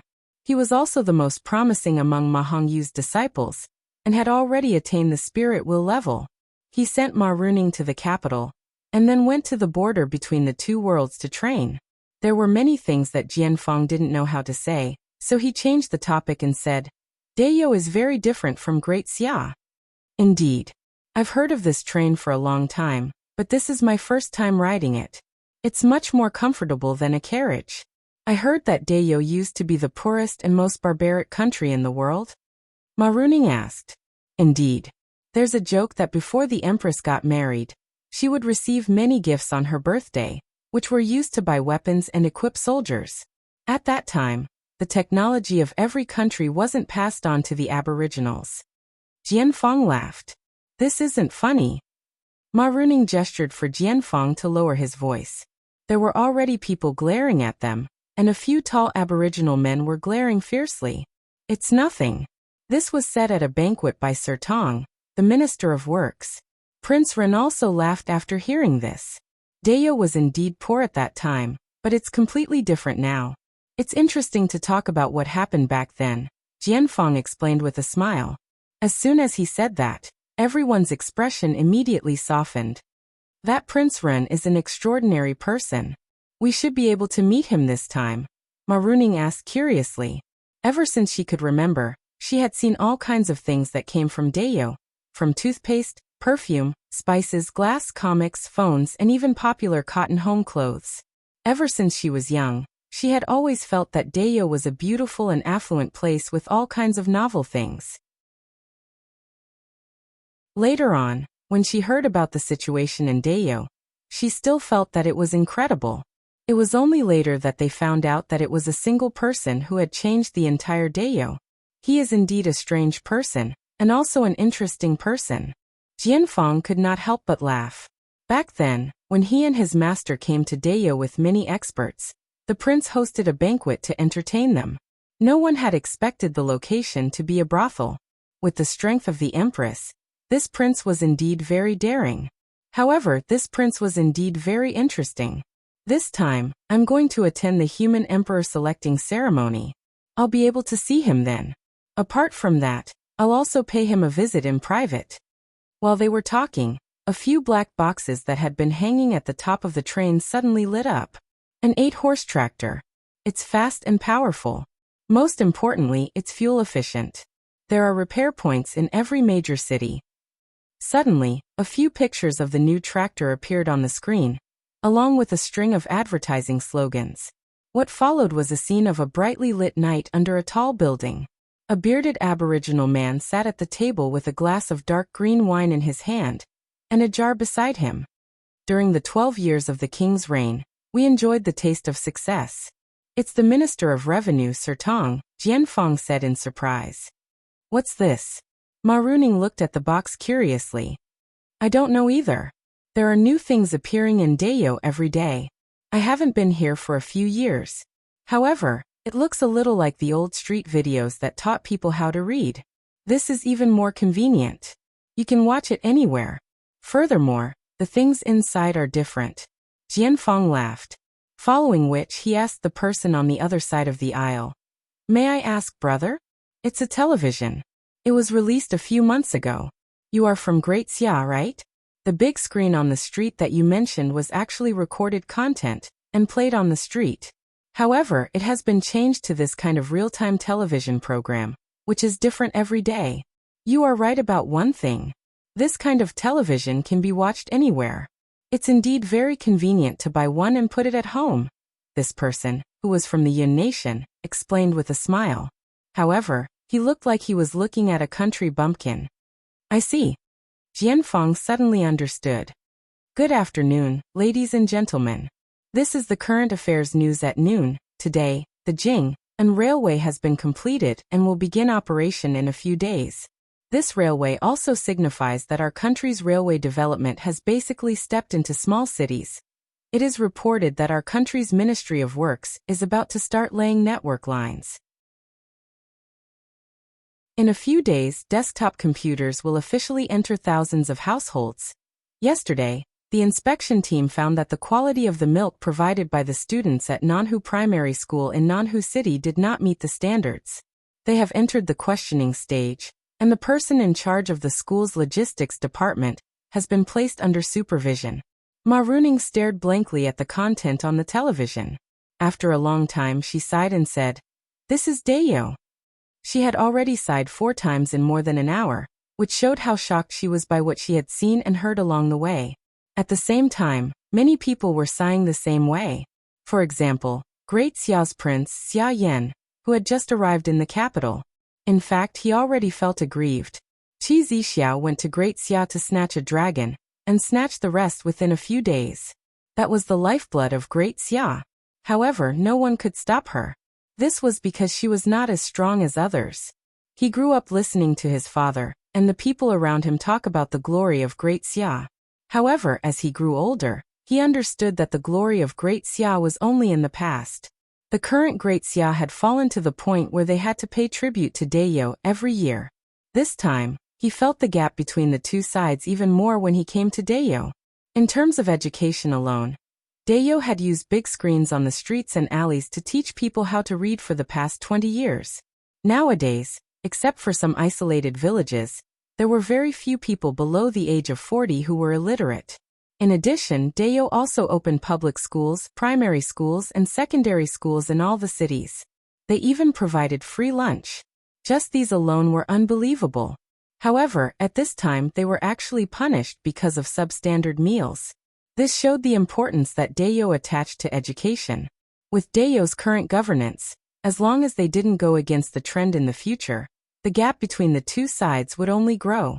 Even now, both sides were completely different countries from the same world.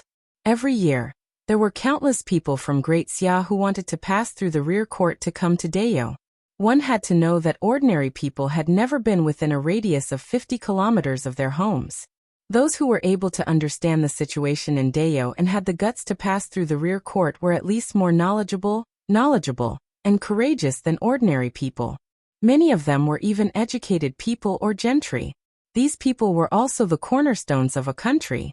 If these people wanted to go to Dayo, what would happen to Great Xia in the future? First, set a small goal. For example, 1 second. Remember, scholars' residence. Chapter 1267. This is the capital. Ma Runing sighed again as she looked at the tall buildings in the distance, and the city that looked like a rocky jungle. She felt that she had used up all the sighs she had in this lifetime. Once she came out of the train station, she could feel the prosperity of this place. It was completely different from other cities. Everywhere was bustling with people. The capital of Great Xia was also very prosperous, but it was completely different from this place. Roasted sweet potatoes, roasted eggs, roasted corn, roasted sausages. Scorpions, all kinds of poisonous scorpions. Even a cardinal heaven expert would feel like an immortal just by inhaling it.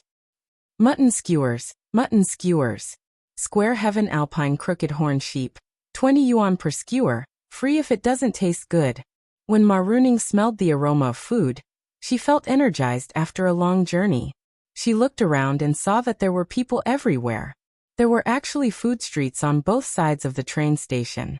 Many burly Aboriginal men and beautiful women had changed their professions to become chefs. Map, the latest map of the capital with subway and bus routes marked. It's a must-have for newcomers. The two of you, do you want a map? A teenager ran to the two of them. Let me take a look first, Ma Runing said.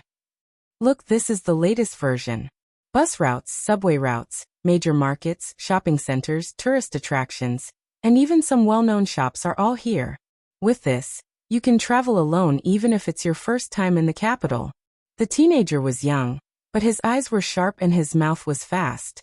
A row of bamboo tubes hung on his back. He untied one of them, opened the lid, and took out a roll of map. Ma Runing took it and opened it. It was a very exquisite map that was 1 meter wide. Every location in the capital, including the palace, was marked on it.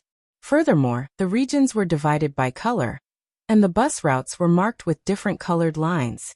There was also a row of words below, printed by Black Bamboo Institute, year 94 of the Dayo calendar. It had to be said that this map was much more exquisite and detailed than the official map of Great Xia. I'll take it. Ma Runing rolled up the map and said, 1,200 yuan. I'll tell the two guests that this map is out of print and won't be available in the future. The teenager grinned. He calculated their expressions and attire, and increased the price by 6 times. What's wrong? Ma Runing asked curiously. She felt strange in her heart. Could it be that this kind of map violated some sort of taboo? But I heard that Black Bamboo Academy was founded by Prince Zhao. From now on, it will be the first year of the human emperor, 5 years, 10 years, 100 years, 1,000 years, 10,000 years. There's no more Dayo history. The young man's face was beaming with joy, even though the big shots above him had nothing to do with him. This is my business card. If the two of you need a tour guide or something, you can call me. I can arrange it for the two of you. However, there was one thing that had to be said. A tour guide was a tour guide. They only sold their skills and not their bodies. Even the ladies in the brothels don't sell their bodies here. Seeing that the other party was willing to pay the bill, the young man stuffed his name card in. This can contact you immediately? Of course, this is a local number. As long as you are within the range of the imperial capital, you can find me at any time. The youth took out a small phone from his bag. This is a phone? Can I have a look? Ma Runing saw something new. She had a phone at home, and the line was connected from the back court. However, it was much bigger than this one. The phone in the young man's hand was the size of a palm. It looked rather exquisite, and it didn't have any wires. It could be carried around. Can this thing make calls outside of the city? A landline is fine. If it's a local number, it can't be used outside of the city. Ma Runing inquired for a while, and the doubts in her heart were resolved. In the end, she was dragged to a nearby telephone shop to buy a pair of phones. A country bumpkin, a young lady not lacking in money, and there was even a payment machine beside her. This was simply a standard fat sheep. Before the young man left, he even asked the two of them to give him a call if they needed a tour guide. This young man is quite impressive. Ma Runing played with the phone in her hand, and felt that it was rather interesting. Just now, she heard from the young man that he was actually a student, and that he came to sell maps during the school holidays. Jianfeng hesitated for a while before saying with uncertainty, perhaps he has enlightened the people. It's not the same. Look at those scholars. They speak and do things in a genteel manner. They give off a completely different feeling from this young man. Also, the people in the phone shop are all literate and young, but they don't seem to have the habits of scholars at this age. Ma Runing excitedly walked around the 2 food streets and ate for the entire afternoon. With the strength of an earthwheel expert, the food disappeared after entering her stomach, but it was a feast for her. Although the food was crude and not exquisite enough, it was full of variety and very unique. Along the way, she saw many people walking and eating while holding food or sitting on the benches by the roadside. This was a scene that couldn't be seen in Great Xia. Furthermore, this place was bustling. Needless to say, the 2 food streets were packed with people. The signage at the side was also very interesting. It could even be hung from the 1st floor to the 5th floor. How many people are there in the capital? Ma Runing suddenly asked. About 10 million, Jianfeng said with uncertainty. Although he had been here twice, every time he came, there was an earth-shaking change. For example, the 2 streets beside the train station were originally filled with open-air stalls and hawkers. Now they had been built into buildings, and both sides were filled with shops. Many of them simply opened their shops by the roadside. Furthermore, based on his character, he wasn't too concerned about these things. However, it wasn't only him. Even the businessmen who came to the capital frequently would discover many new things every time they came. This is now a gathering place in the north of Dayo, and resources from all directions are gathered here. In fact, there is another city that is not much different from this one. It is the old capital, Lan City, which is not far away. It is the transportation hub of Dayo, and countless goods from all over the world are gathered there and distributed from there to other places. Speaking of this, there is something interesting. Lan City used to be called the Sleepless City. Later, after the capital was moved to the capital, the name of the new Sleepless City also spread. However, the people of Lan City disagreed. The Empress had moved the capital, but the Sleepless City had to stay. Therefore, every household hung skull lanterns outside their windows. As a result, at night, Lan City is incomparably resplendent and not inferior to the capital. It sounds interesting. The people there are also very bold to compete with the imperial family. Ma Runing laughed. You will know when you go there. There are strings of skulls hanging everywhere. As long as the wind blows, it will be like the wailing of ghosts and the howling of wolves. It is as if countless ghosts are whispering in your ears. Now that place is called the Ghost City. As for their courage, they are, after all, the people of the old capital, so they are naturally more ambitious. Furthermore, the Empress and Zhao Prince Consort aren't petty people. They don't care about this kind of thing, and are happy to see it happen. Zhao Prince Consort once said that it is a good thing for the people of Lan City to live like themselves and should be praised. However, I heard that he doubled the allocation of electricity to the city management department in the capital. Very interesting people. Ma Runing was amused.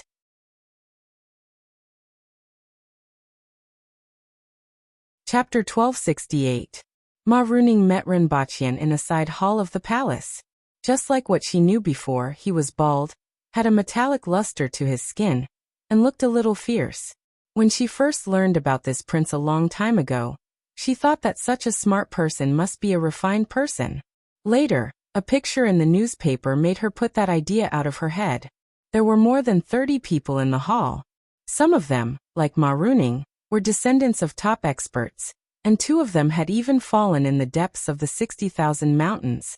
In any case, they wanted to know what kind of enemy their fathers were facing. There were also some young experts who had stood out in the martial arts competition over the years. Some of them had already arrived at the forward operating base of the Dual Realm Mountain. More than 10 of them had recently reached the standard, and would set off after the ceremony. Greetings, Zhao Prince Consort. Greetings, everyone. Renbaqian strode to the seat of honor and sat down, looking at everyone. Everyone here is from Dayo, the Empress Court and Great Xia. A country is just a geographical division, and we are all humans on the whole. Everyone here is a talent of the human race, and I'm glad to see you all here. Renbaqian's words set the tone. In fact, in his opinion, a country really didn't mean much anymore. Whether it was the Empress Court, Great Xia, or the Chun Nation, if he wanted to, these 3 countries could be destroyed in 3 to 6 months and completely pacified and incorporated into his territory within a year. It was just that there was no need for that. Everyone, how did you feel along the way? Renbaqian smiled and turned his gaze to the side. These were all young experts from Great Xia and the Yun Nation, including Ma Runing. It's an eye-opener. The person who spoke was a young Taoist priest. There were many Taoist temples in Great Xia, the Empress Court, and the Yun Nation, and they all had different deities, making it very chaotic.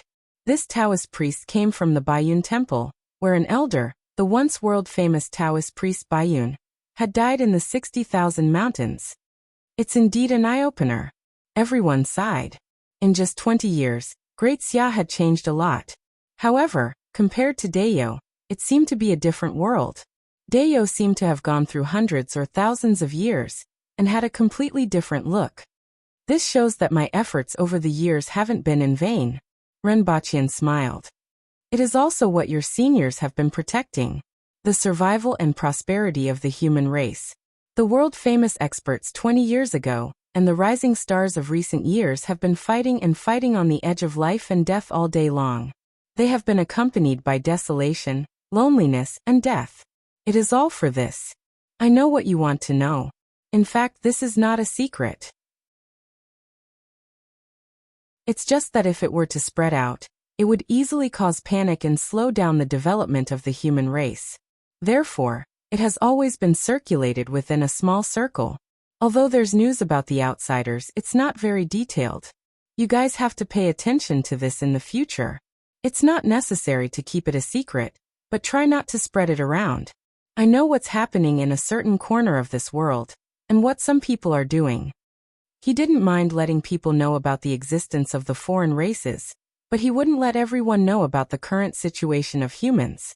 If the strength of the two sides were compared, the humans were like eggs, while the mutated races were like huge rocks. If such a huge gap in strength were to spread out, it would cause panic. After that, Renbachian pressed a button on the table. An image appeared out of thin air and shocked everyone. The appearance of the television shocked everyone. They didn't expect that there was such a thing that could display images without the need of a medium. For a moment, everyone felt that Dayo's technology in this aspect was simply unimaginable. It had already exceeded their imagination. But soon, everyone's attention was attracted by the content of the screen. An incomparably majestic black wall stood there with no end in sight. It was thousands of meters tall, and pierced straight into the clouds. According to the commonly used measurement in Dayo, 3 feet was 1 meter, which was 3,000 meters. The scene changed, and he was looking down from the wall into the distance. It was a dry and dead land, and an endless army was surging towards this direction from the distant horizon. Every step the mountain-like beasts took would cause the earth to tremble. Humans were no different from ants in front of the gigantic beast. There were birds in the sky and countless beasts on the ground. Even though he was just watching through the screen, he could feel the immense pressure. Following that, a box landed in front of the enemy's formation. Following that, a light as bright as the sun, the ground shook, and a mushroom cloud rose into the sky. Looking at this scene, everyone opened their mouths slightly and couldn't say a word. Whether it was the mountain-like beasts or the sun-like explosion at the end, they were beyond their imagination. If that was an enemy, how terrifying would such an enemy be? What exactly was that attack? While everyone was still immersed in the scene, they heard the sound of drums and a man humming a solemn and stirring tune. That voice touched everyone's heart. Rinpoche added a background music called Conquering Heaven. Along with the humming, the scene changed to a canyon. Countless beasts attacked the top of the city wall, and thousands of Aboriginal soldiers were completely annihilated. Next, on another city wall, hundreds of people were fighting in the air. The Empress stood high in the air and kept flashing. She entangled with 2 mountain-like beasts and repeatedly put herself in danger. Countless cannons were set up in the city, and shells fell into the canyon like rain. Flames that were dozens of meters long spewed from the city wall, and countless beasts and strange races were buried in the sea of fire. Following that, Maruning's spirit was lifted. She saw a man waving a large brush in the air, and green wood and huge rocks fell from the sky. Although she hadn't seen her father before, she knew it had to be Ma Hongyu just by looking at this move. In addition to her, many others also found their elders in the scene. After all, most of the experts from back then were very recognizable. Although the number of experts from the human race couldn't compare to that of the other party, the difference wasn't that big. Their strength was also far superior to the other party, and everyone could see that the human race had the upper hand at this time. However, the scene suddenly changed. A huge arm that was thousands of meters long stretched out from the sky, and with a gentle sweep, the city wall and the cliffs on both sides were all turned into powder. Everyone was frightened by this earth-shattering scene, and they even wondered if anyone could survive such an attack. Fortunately, the scene quickly changed, and the Empress and the others appeared in the ruins. Everyone heaved a sigh of relief. This is the enemy? Why? Someone couldn't help but ask. This is just one of the enemies. There are thousands of races outside the wall of 2 worlds, and this is just one of them, Renbachian said. As for why, it's just a matter of life and death. Our relationship with these foreign races is that they die and we live. As for the reason, it can only be said to be the hatred left behind by our predecessors. Perhaps there are more reasons that I don't know about, but they were buried along with the human experts thousands of years ago. All you need to know is that they want to destroy us, and we have to stop them no matter what. Following that, the image showed Li Fu, the Empress, and the others attacking the Thunder Barbarians. the 8-armed race, the ginseng race, the giant-armed race, the herdsman, the earth spirit race, the 1,000 bones race, and the sickle race. These are only a small part of the people. How many races are there outside the wall of 2 worlds? Your ancestors, your predecessors, those once famous experts, are now fighting against the non-humankind, fighting for a way out for the humankind. What about you? Seeing this should solve your doubts. This is the fate of all of us. What do you think? Are you afraid? Set a small goal first, such as 1 second.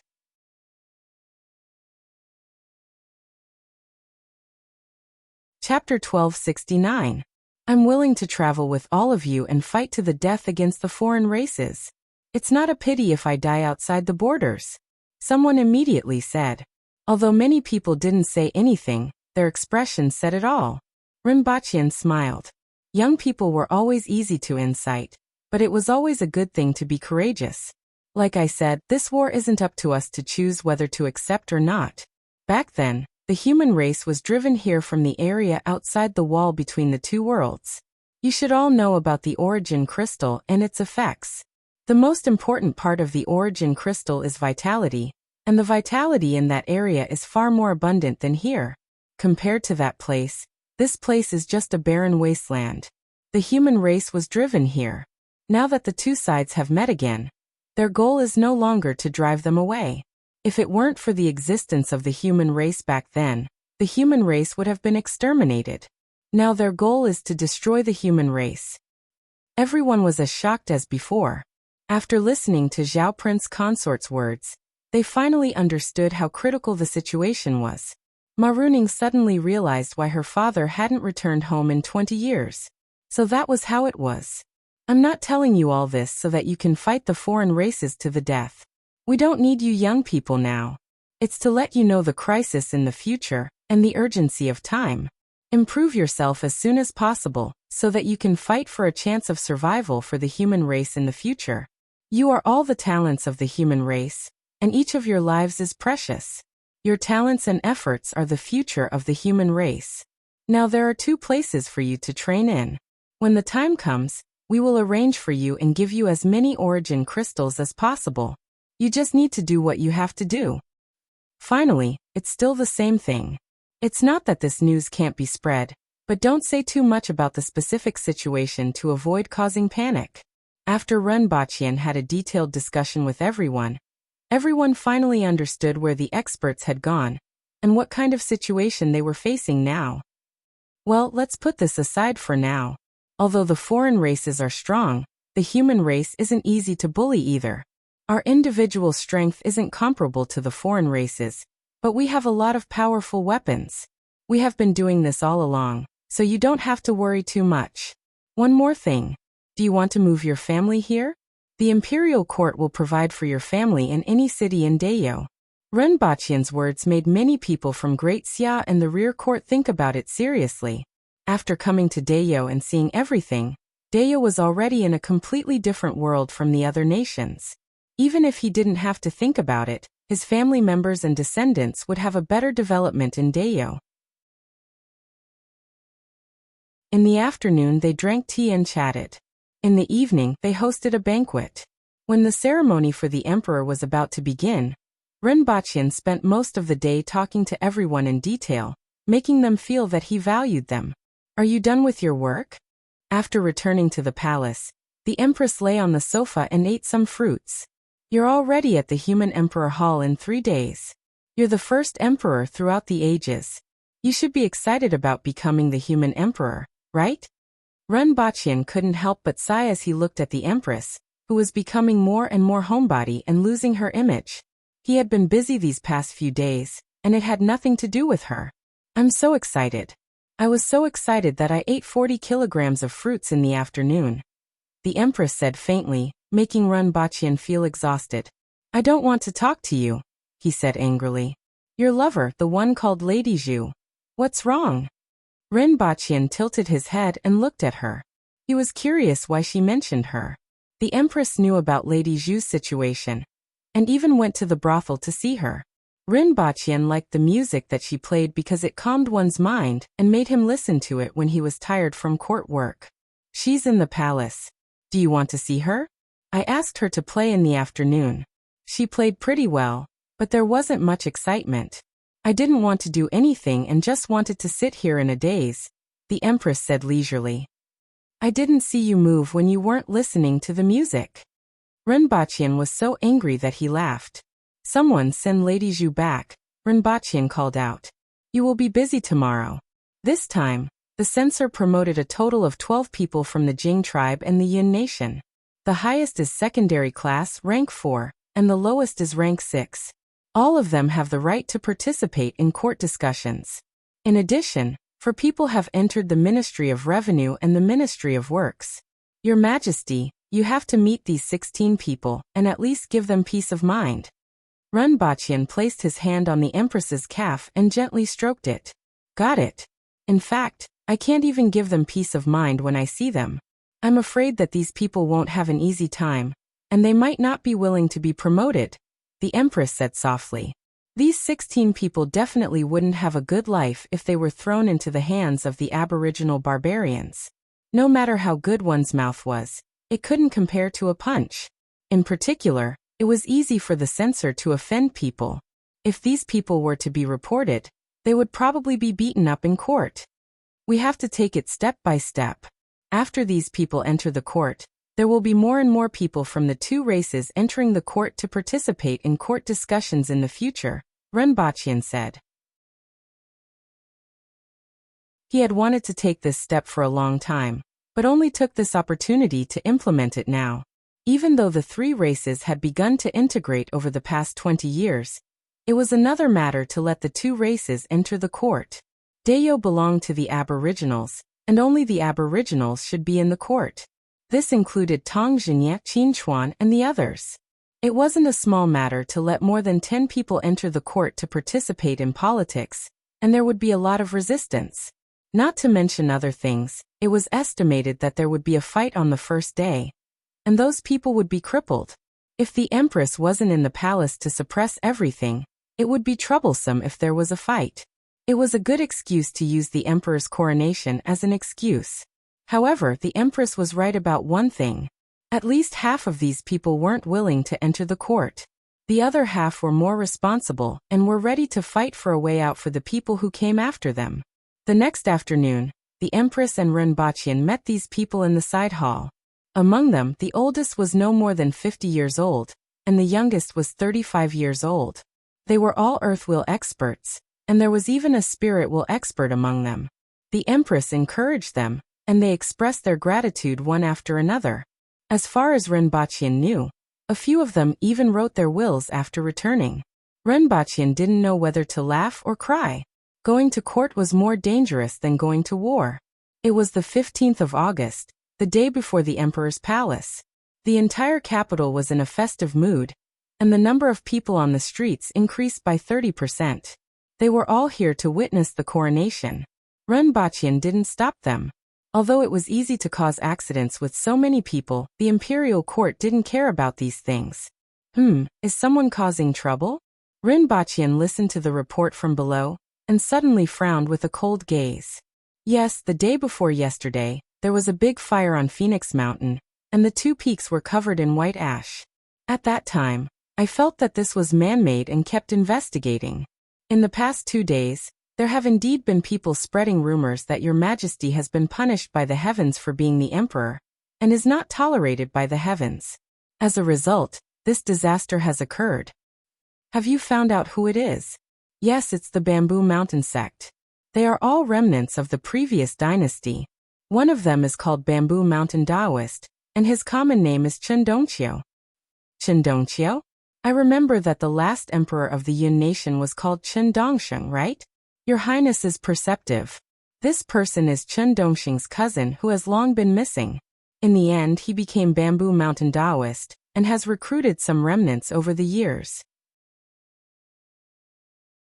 According to my investigation, they are preparing to set fire to Chongping and Antong tonight to effect the ceremony tomorrow. Rinpoche's eyes flashed coldly. Wasn't it better to live incognito for the rest of his life? What else was there to worry about? And the others, the people that Chen Dongqiu had recruited, what were they thinking? Renbachian had been good to the people of the Yun nation all these years, and the lives of the people were much better than before. In the past, the people of the Yun nation barely starved to death, and many people still died when they encountered natural and man-made disasters. But now, no one had starved to death because of natural and man-made disasters in 20 years.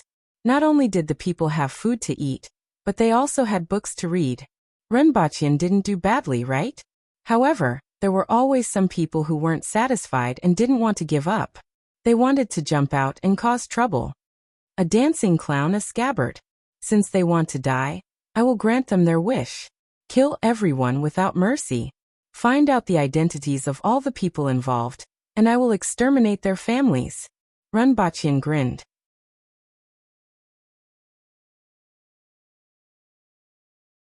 Chapter 1270.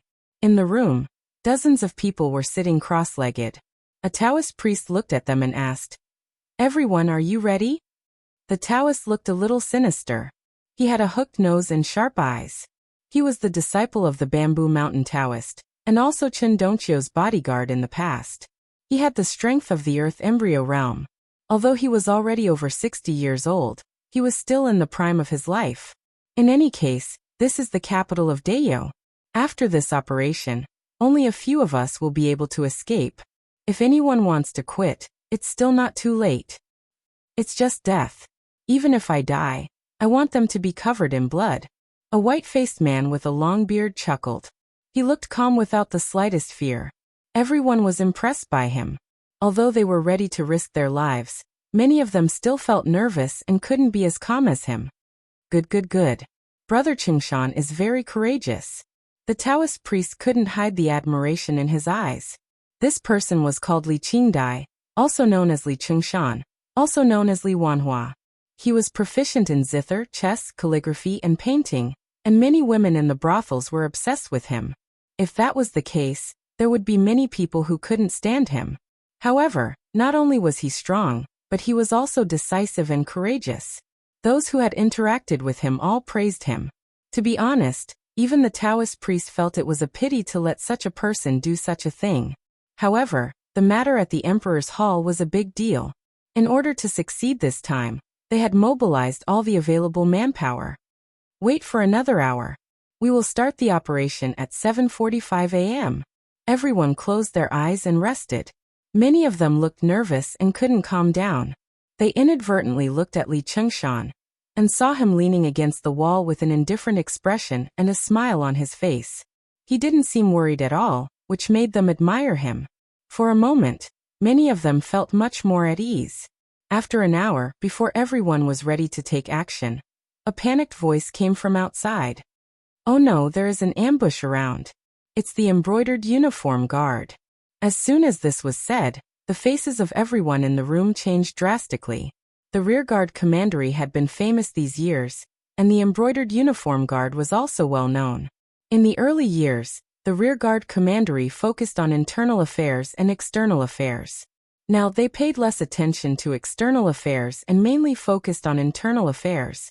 There were countless spies everywhere, and there were embroidered uniform guards, non-staff personnel, in all walks of life. If one were to badmouth the imperial court at the banquet tonight, it would be placed on Renbachian's desk in less than 2 hours. It was precisely because of the existence of the rearguard commandery that the remnants of the Yun nation hadn't been able to make a name for themselves all these years. Many of them had died in the hands of the embroidered uniform guards. This was a reputation that was washed with blood. Everyone's expression changed when they heard this. The Taoist's expression changed. This time, everyone had cast aside their personal lives, but if they were all killed in one fell swoop before they even started, then they would die a very sullen death. How did they find us? And directly found this place? The Taoist glanced at everyone with a dark gaze. He had some suspicions in his heart, but he couldn't say anything at this moment. He didn't have time to investigate either. Everyone get ready to break out. After breaking out of the encirclement, we'll act according to the plan. If we can't, we'll lie low and wait for an opportunity. It's too late. Li Qingshan shook his head with a sarcastic smile on his face. The embroidered uniform guard has already appeared here, which means that we have been surrounded. Given the strength of the embroidered uniform guard and the current situation, they must be fully prepared. No matter what, we can't just let ourselves be captured. The Taoist snorted. That's true. Either way, we're going to die, Li Chengshan said softly. The Taoist was annoyed to hear this. Although it was indeed dangerous, he didn't have to say that, right? Why didn't he realize that Li Chengshan's words were so harsh? In any case, the embroidered uniform guard isn't going to leave anyone alive. They won't even have a chance to surrender. Li Chengshan continued unhurriedly. The Taoist's expression suddenly changed. He suddenly realized something from these words. How did you know all this? Not only him, but some of the other quick-witted people also quickly distanced themselves from Li Chengshan and reached for their weapons. However, at this moment, a few screams came from the crowd. More than a dozen people attacked at the same time, waving their weapons at others. There were a total of 100 people, but more than a dozen of them suddenly attacked their companions. This caused chaos in the room. No one knew whether the people around them were their own people or others. You're spies. The Taoist's face was ashen. He didn't expect that this person who had been recruited for almost a decade was actually from the embroidered uniform guard. He also didn't expect so many people from the embroidered uniform guard to infiltrate. Sorry, I'm a spy. Oh, we're spies. Li Chengshan chuckled and opened the fan in his hand. A few big words were written on it. I'm a spy. These words were filled with indescribable mockery. The room was filled with screams and the sound of weapons clashing. Screams also came from outside the room. The people outside were attacking at the same time. The room was in chaos, and the people outside were surrounded. Everyone's heart turned cold. Let me introduce myself. I'm a Baihu of the embroidered uniform guard, Su Jinghu. I'll give you a chance to kill yourself. His Highness has already ordered that no one should be left alive. As for your identities, I know. His Highness wants to exterminate your entire family. This means that from today onwards, Bamboo Mountain Path will be a thing of the past. So you don't have to worry about your family. Li Chengshan smiled brightly. After being undercover for almost a decade, he finally made a great contribution. Hard work. Of course it was hard work. In fact, he had long wanted to make a move on Bamboo Mountain Path. How could an undercover have the prestige of an official? But in that case, even if Bamboo Mountain Path was easily eliminated, he wouldn't have contributed much. Now Bamboo Mountain Path intended to cause trouble on the eve of the human emperor selecting ceremony. As long as it ended today, he would at least be promoted to a high-ranking official. Of course, Bamboo Mountain Path was secretly fanning the flames, which was why someone suggested to cause trouble at this time. He wouldn't tell anyone about this matter. In this way, Bamboo Mountain Path's intention to cause trouble was quickly extinguished. Her Majesty was happy, Her Highness was happy, the commander was happy, and he was also happy. As for the people of Bamboo Mountain Path, they were rebels. They should be happy that they could still contribute after their deaths. Even if I die, I'll drag you down with me. The Taoist priest's face turned pale. With a roar, he pounced on Li Chengshan. The cold and threatening saber aura enveloped Li Chengshan in an instant. The Taoist priest wielded the prison-breaking saber, and was quite famous in the Yun nation back then. It wasn't impossible to kill Li Chengshan and escape from this place. However, after making a move, the Taoist priest was shocked. Li Chengshan, who had always been at the intermediate stage of Earth Wheel, was actually at the Earth Embryo realm like him. He couldn't take down Li Chengshan for a while, but the sounds outside were getting closer and closer. The Taoist priest panicked, but it was too late to escape.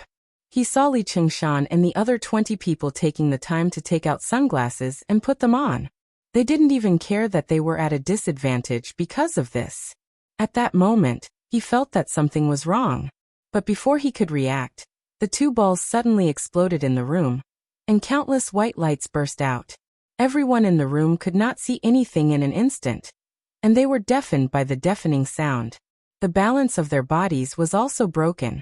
Although they were all within this range, the 20 people were still wearing sunglasses. Even though they lost their balance and hearing, they could still see their surroundings. In an instant, countless screams were heard in the room. However, even if there were still people alive, they wouldn't be able to hear this. In an instant, the Taoist priest felt a heavy blow on his throat. His laryngeal bones were broken, and his strength gradually disappeared. He couldn't see or hear anything, but his mind was still working slowly. The Taoist priest revealed a sorrowful smile.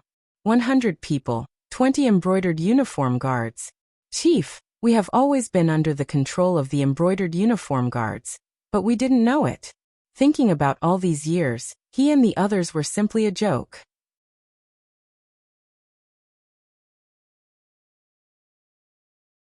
Chapter 1271. The incident on Bamboo Mountain Road didn't cause much of a commotion, and the fire was extinguished before it even started. It could be said that the reason why the fire was extinguished until now was that it was no different from pigs being reared in a pen. Once they were fat enough, they were pulled out and slaughtered. Year 99 of the Dayo calendar, August 16th. Early in the morning, Renbachian patted the crow general beside him. He hadn't ridden this bird many times over the years, but it had always been well fed. Its 2 long legs were almost gone. If it wanted to jump up, it would be defying gravity.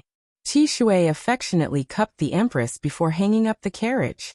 The Empress sat upright in the carriage with a red veil as the curtains. There was a table and a pot of wine piled together in animal skins, so that she could lie sideways. Looking at this scene, Renbachian could vaguely see himself when he first came to this world. However, Qing Yuan and Hong Yuan were gone. The two of them were over 40 years old, and had long been married. Now that they were female officials in the palace, they couldn't work as maids anymore. The 2 maids behind the Empress were no more than 20 years old. One was called Qishan, and the other was Wang Ming. Compared to Qing Yuan and Hong Yuan, they were obviously much more cautious. Your Majesty, today is a good day. Be a little more genial. Yes, don't look like everyone wants to kill him. Although an emperor needs to be dignified, being dignified and killing people are 2 different things. Don't be too relaxed and maintain the necessary solemnity. Renbachian put his hand on the side of the carriage and nagged. Xishan and Wang Ming covered their mouths and snickered. The Empress was a little annoyed and frowned. Aren't you annoying? I'm the emperor and have the final say. I can do whatever I want. What does what the world thinks have to do with me? Etiquette is still necessary, Renbachian said seriously. Etiquette? When the emperor ascended the throne, he was wrapped in animal skins. If you don't believe me, drag them out and confront them, the Empress said fiercely. Renbachian spread his hands. She had underestimated the ancient people. The level of smelting that the emperor wore wasn't bad. Before he came to Dayo, the level of smelting wasn't even comparable to the ancient people. However, it was impossible to confront them. There was a broken body of the emperor, but unfortunately, it couldn't answer him. Cut the crap. The Empress flicked her sleeves, and Renbachian flew onto the crow general. Depart. There were 500 winged cavalry warriors in front and behind them, and they left the palace in a grandiose manner. The civil and military officials, some invited princes of Great Xia, princes of the rear court, and some experts of the younger generation were already waiting outside. After a short pause, they entered the group one after another, making the group even bigger. The road from the imperial palace to the south was densely packed with people. The aboriginals, the Jing tribe, and the people of the Yun nation were all crowded together. There were heads everywhere, as they wanted to catch a glimpse of the Empress. After all, the Empress had rarely appeared in recent years. Compared to when she was in Lan City back then, the commoners in the city had seen her travel. Although the imperial capital was bustling in the past, it was not as shocking as the streets were now filled with people. The 2 sides were shouting "Human Emperor" at the same time, making it hard to hear anything else. One had to know that there were nearly 10 million people in the imperial capital. Even if only one person out of dozens of people came, there would still be hundreds of thousands of people gathered. The press of people and the multifarious pictures and placards pushed together.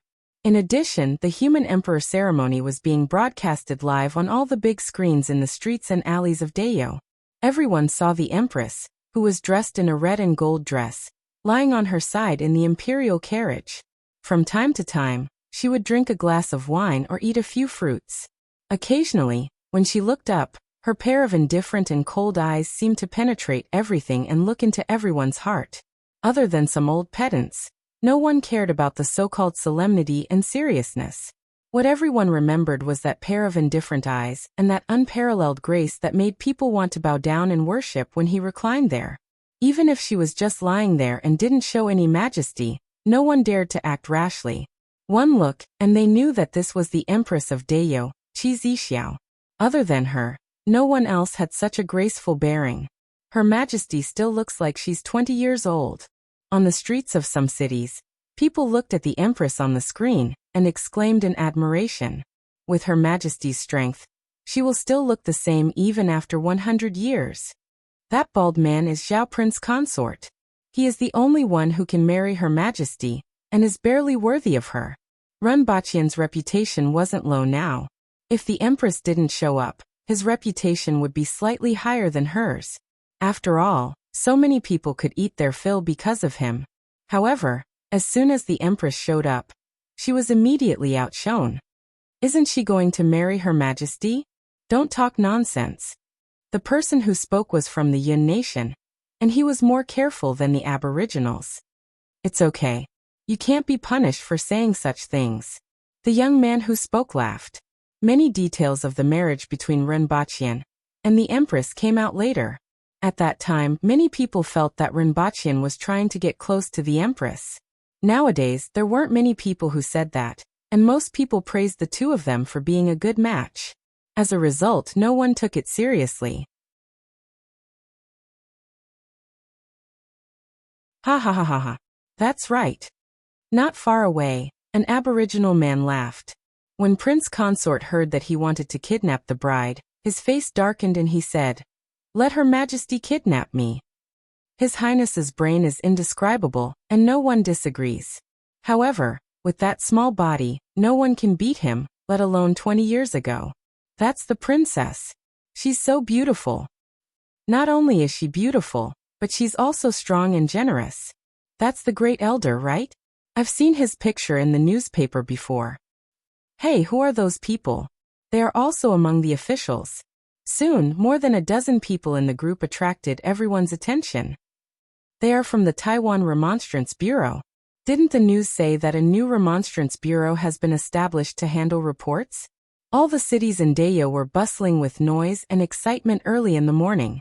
Those who had televisions watched the live broadcast at home, while those who didn't have televisions went out to the streets and alleys and gathered in front of the big screens. Everyone sped up after leaving the city, and walked for another hour before arriving at a huge building complex in the distance. The Temple of Heaven. It had the same name as the building on Earth, but it just happened to be the name. Construction began when Hua went to the Chen nation, and it took a year and a lot of manpower and material resources to complete. At the very center of the building complex was the Temple of Heaven. It was 162 meters tall and had a total of 999 steps. They were all made of white jade, and under the sunlight, it was splendid and magnificent. Time was a little tight, and I didn't have the time to carve on every layer. I'll have to do it later, Runbaqian said softly as he accompanied the Empress down from the carriage. There's no need to waste more manpower and resources. The Empress shook her head slightly and replied, "It's just a facade. I'm here to offer sacrifices to the heavens, the earth, and the ancestors. That's why this place is famous. Even if it's just a piece of broken stone, it's still a temple of heaven." While speaking, the Empress raised her voice and said, "This place is famous because of me. It's called Tiantai because of me. It shouldn't be called Tiantai." Runbaqian was silent for a while, tilted his head, looked at the Empress and said, "I can't compare to Your Majesty in terms of bearing. I like Your Majesty's domineering look."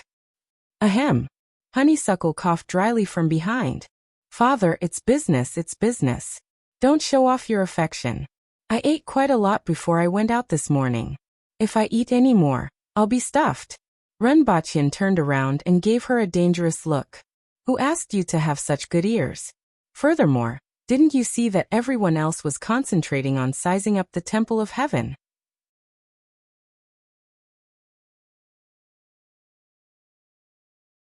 Chapter 1272. At this time, many people had gathered in front of the screens on the streets and alleys of Dayo. This was especially true for the Aboriginals. If one were to count, at least 90% of them were watching. In any case, it was impossible for them to go to work, not in this lifetime. In the past, the Aboriginals were either hunting or on their way to hunt. Now, with the changes in society and the support of the imperial court, most of them were either herding or raising livestock. A small portion of them were farming and had the most free time. They also had the highest sense of identity with the Empress and the imperial court, to the point where they had no reason to unconditionally trust and support the Empress and the imperial court. As for the Yun nation and the Jing tribe, during the process of changing from an agricultural society to an industrial society, a large number of laborers entered various new factories. However, thanks to their huge population base, the number of people watching the live broadcast was several times more than that of the Aboriginals. The screen on the television began to split into two parts. One part showed the Empress walking up the Temple of Heaven, and everyone stopping at the 8th level. The other part began to show some other scenes. A dilapidated, ancient city, a somewhat dirty environment, and bustling Aboriginals wearing animal skins. Lawn City. This is Lawn City. Some people recognized it at a glance. Lawn City shouldn't be like this, right? Aren't there skeletons and white bone lamps everywhere? Someone asked subconsciously, but he quickly realized that this was the Lawn City of the past. It's the Lawn City from more than 20 years ago. Someone quickly confirmed his thoughts. At that time, Lawn City didn't have so many public toilets, high-rise buildings, or skeleton lamps hanging all over the city. At that time, Lawn City was still the imperial capital, and no other cities competed with it for the title of the city that never sleeps. Some of the older people in Lawn City looked nostalgic and smiled when they saw the scene on the television. Then, cities appeared on the screen one by one. The smoke of war had yet to recede. He had seen and heard the broken city gates in the north and the big and small cities in the south, but they had now become precious video memories. From north to south, followed by Tianjin Basin and the Yun Nation, they all appeared on the screen. In addition to the cities, villages, and people. In a small brick courtyard, even the red bricks of the walls were exposed. A group of teenagers appeared on the screen, and one of them rode a motorcycle straight into the wall, causing many people to laugh. However, some people noticed that none of these people were ordinary people. They were all the sons and daughters of the big shots in the imperial court. They were also the first batch of students of Black Bamboo Academy. At this time, the screen was slightly dim, and a timer appeared on the top right corner of the screen. 70 to 72. Then, the number jumped quickly and became 99. Many people already understood that it was the 99th year of the Dayo calendar, which was also the current time. The image began to brighten up. Lawn City appeared in the camera once again. There were many more tall buildings in Lawn City, and there were crowds and traffic everywhere. The liveliness of the city was more than 100 times better than before. Of course, what was even more eye-catching was the string of white bone lanterns hanging on the walls of every house. When the wind blew, the bones rattled. This scene made many people laugh out loud. This was the Lawn City that people now knew. Then, from north to south, cities after cities appeared on the camera again, forming a sharp contrast with more than 20 years ago. Many of the city walls had disappeared, and the cities had become several times larger. Concrete roads ran through the entire Dayo, and there were vehicles and pedestrians everywhere. There were street lights and other public facilities everywhere. Farms, and factories were located around the cities. Railways and highways ran through the entire Dayo, connecting the cities together. The image jumped from day to night, and the lights in the cities lit up like a bright city that never sleeps. From north to south, from west to east, cities, villages, grasslands, Tianjin Basin, the Yun Nation, from the changes in the cities to the clothes and appearance of the people, everything was displayed. It was completely different from 20 years ago. The numbness on the faces of the Jing tribe and the people of the Yun Nation was replaced by smiles. They were no longer thin due to hunger and malnutrition. Even the faces of the ordinary people were rosy, and their mental state was like heaven and earth.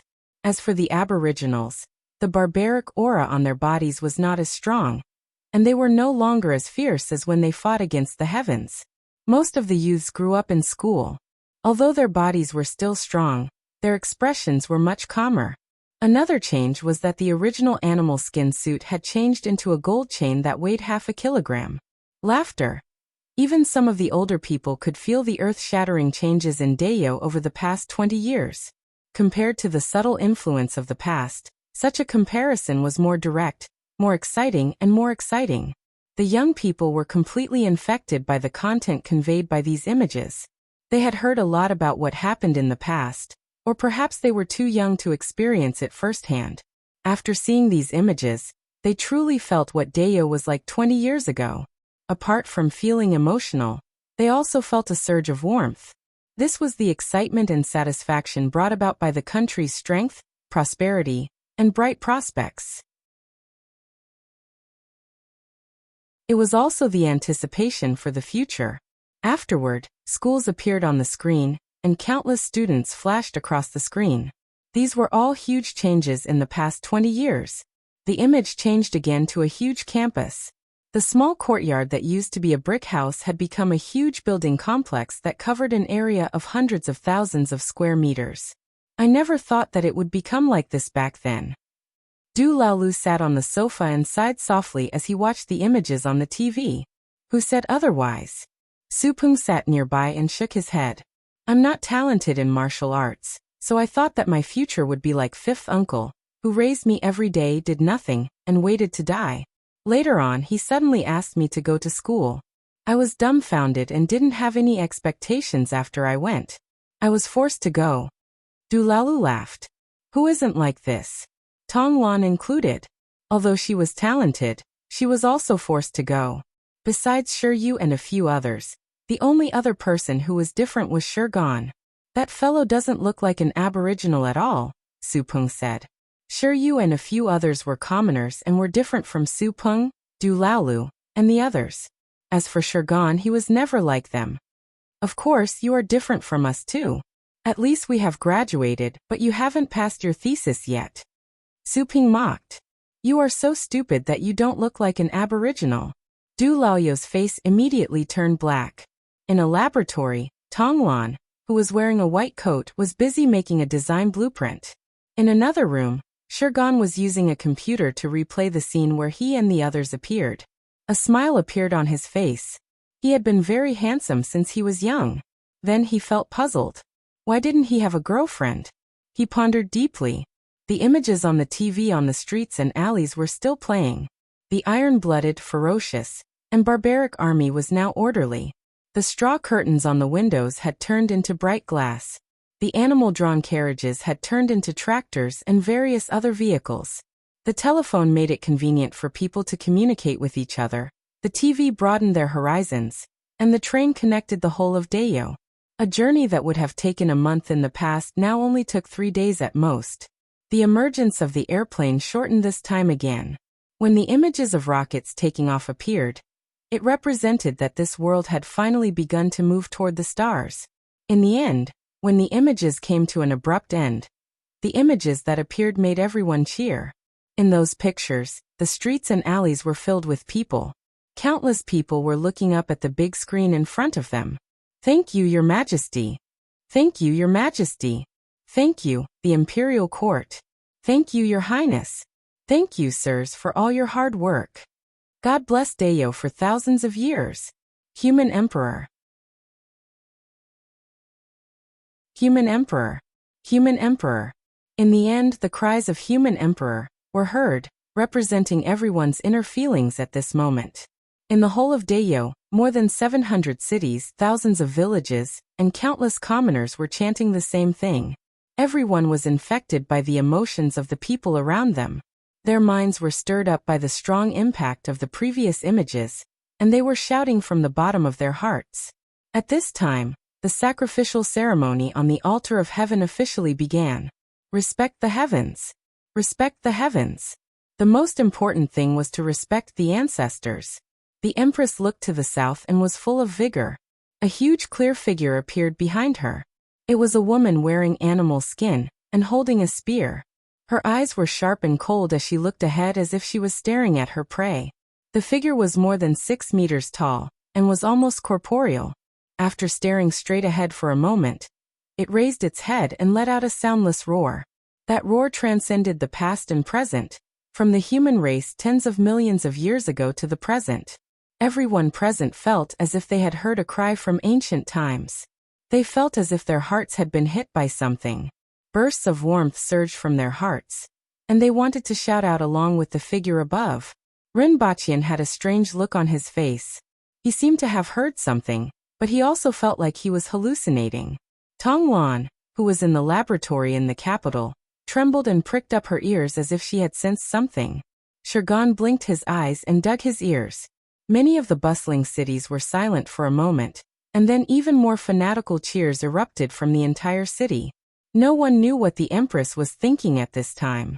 With the foreign races as a major enemy, the Empress had always fought against them because she was a human and the Empress of Dayo. However, from now on, she was the Empress of the human race. She would represent the human race, carry the banner of the human race, and carry out the will of the countless ancestors of the human race without any retreat.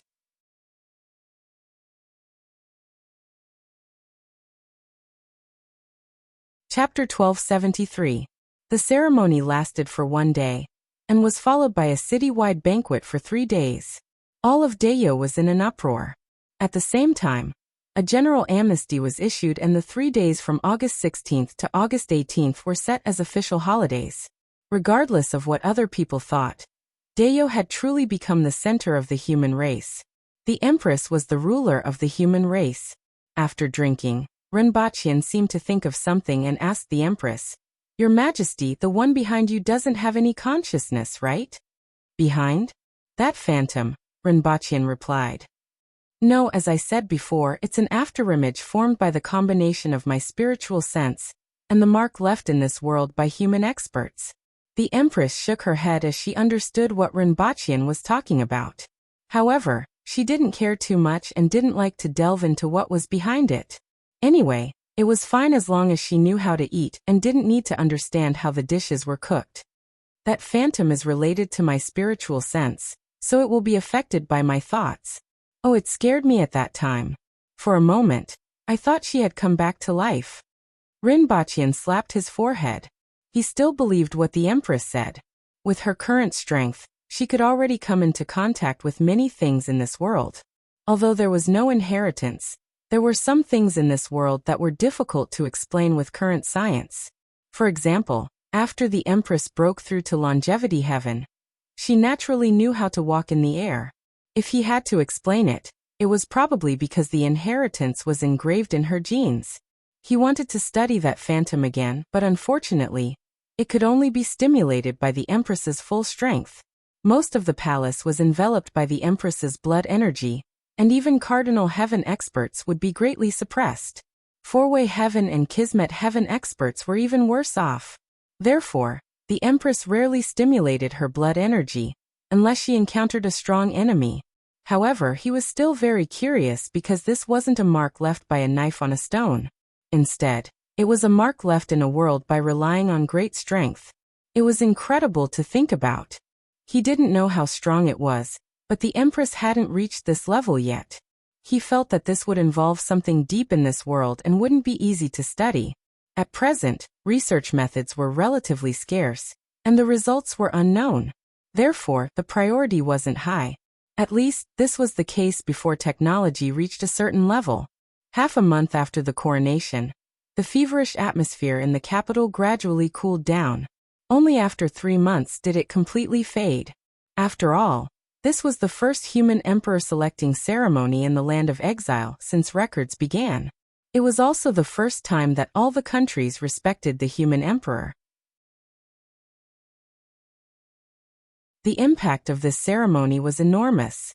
Within a short span of 3 months, Dayo had welcomed a wave of immigrants. After all, everyone could see the changes in Dayo over the past 20 years. Furthermore, the Empress had become the Empress.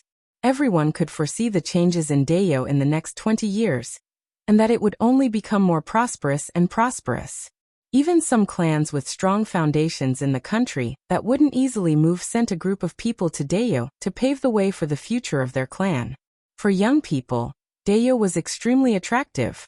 First, he had to be literate and skilled. Second, he had the talent to reach the earth wheel level at the age of 20. Third, rich. As long as one of them passed, they would be able to immigrate to Dayo. In just 3 months, the number of immigrants had reached 300,000. One had to know that in other countries of this era, these people could already be considered as the middle class. 3 months after the ceremony. Oh, they finally reacted? Rinpoche listened to the news from the radio station and raised his eyebrows. Stainless City had finally sent experts to suppress the war between the various races. They took longer than I expected. It took them more than a year to react. But this is normal. After all, the other races are slaves, and the Rolling Wind tribe is too few in number. No matter how much trouble they cause, they won't be affected. Rinpoche laughed. The messenger of the Rolling Wind tribe is very irascible. He killed many unrelated people and injured 1/3 of the followers. The bad news is that the existence of the White Lotus Society has been exposed to the Rolling Wind tribe. If they make any moves next, it is very likely that they will be destroyed like a boulder. There's no need to come. For at least 2 to 3 years, the population and food production of the other races in Stainless City will be greatly reduced. They won't be able to recover for at least 3 years. Next, we will infiltrate the south and find a way to make them chaotic, so that they won't have time to pay attention to Stainless City and the Wall of Two Worlds. However, Lin Dong's next sentence stunned Rinpoche. You want to come back? The situation here has stabilized, and I won't be needed for the time being. It will be fine as long as there is someone here to oversee things, Lin Dong said faintly. I feel that the war is approaching, so I have to keep a disciple here. If it's fast, it will be half a year. If it's slow, it will be 2 to 3 years. In addition, I have to deal with the internal affairs of the sect. They have been making a lot of noise recently. Rinpoche became vigilant. What did you sense? He knew a little about the chaos and righteous sect. After all, the chief had been missing for several years, and it was inevitable that the people below would be restless. However, this wasn't the main point. The matter of righteous sect was just a small matter. Lin Dong was looking for a disciple at this time, but it seemed like he was preparing for his funeral. It's just a feeling, just like how birds and beasts sense disasters. The war may not be long, and there are some things that have to be passed down. Lin Dong's voice was as calm as ever. He then smiled and continued. Besides, Stainless City won't allow the Wall of Two Worlds to remain in this state. Sooner or later, they will have to deal with it. Previously, they felt that we weren't a threat, and that the Earth Spirit could deal with us. Now that the Earth Spirit has returned in defeat, no matter how much we do and how weak we show them, they may not be able to drag things out as we hope. The initiative is in their hands, and this is very uncomfortable. No matter how much we do and how much we affect the overall situation, we can't determine the final outcome. In the end, it still depends on the number of experts. All right, I will arrange for someone to take over your matter, Rinpoche said. What Lin Dong said was right and wrong at the same time. Experts were important, but other aspects couldn't be neglected. Otherwise, the foreign races could just casually send out an army to trample the human race. Rinpoche wanted to shorten this gap. If there was enough time, technology might be able to close the gap between the two sides. All that was needed was an opportunity, just like the first and second industrial revolutions. Just an opportunity was enough for technology to develop explosively. Someone go and check if Xingrua is in the capital or Tianjin Basin. Ask him to come over. Rinpoche rubbed his temples after instructing someone to check on Xingrua's whereabouts. He thought for a moment before calling the research institute and asking, "How's the situation with the rockets and satellites? When will they be launched?" "All right, I will give you another month." Lin Dong was right about one thing. The initiative was in the hands of the other party, and the other party might not be able to act according to his expectations. Rinpoche had always felt a sense of urgency, and he hadn't slacked off over the years. However, Lin Dong's words still alarmed him. Set a small goal first, such as 1 second.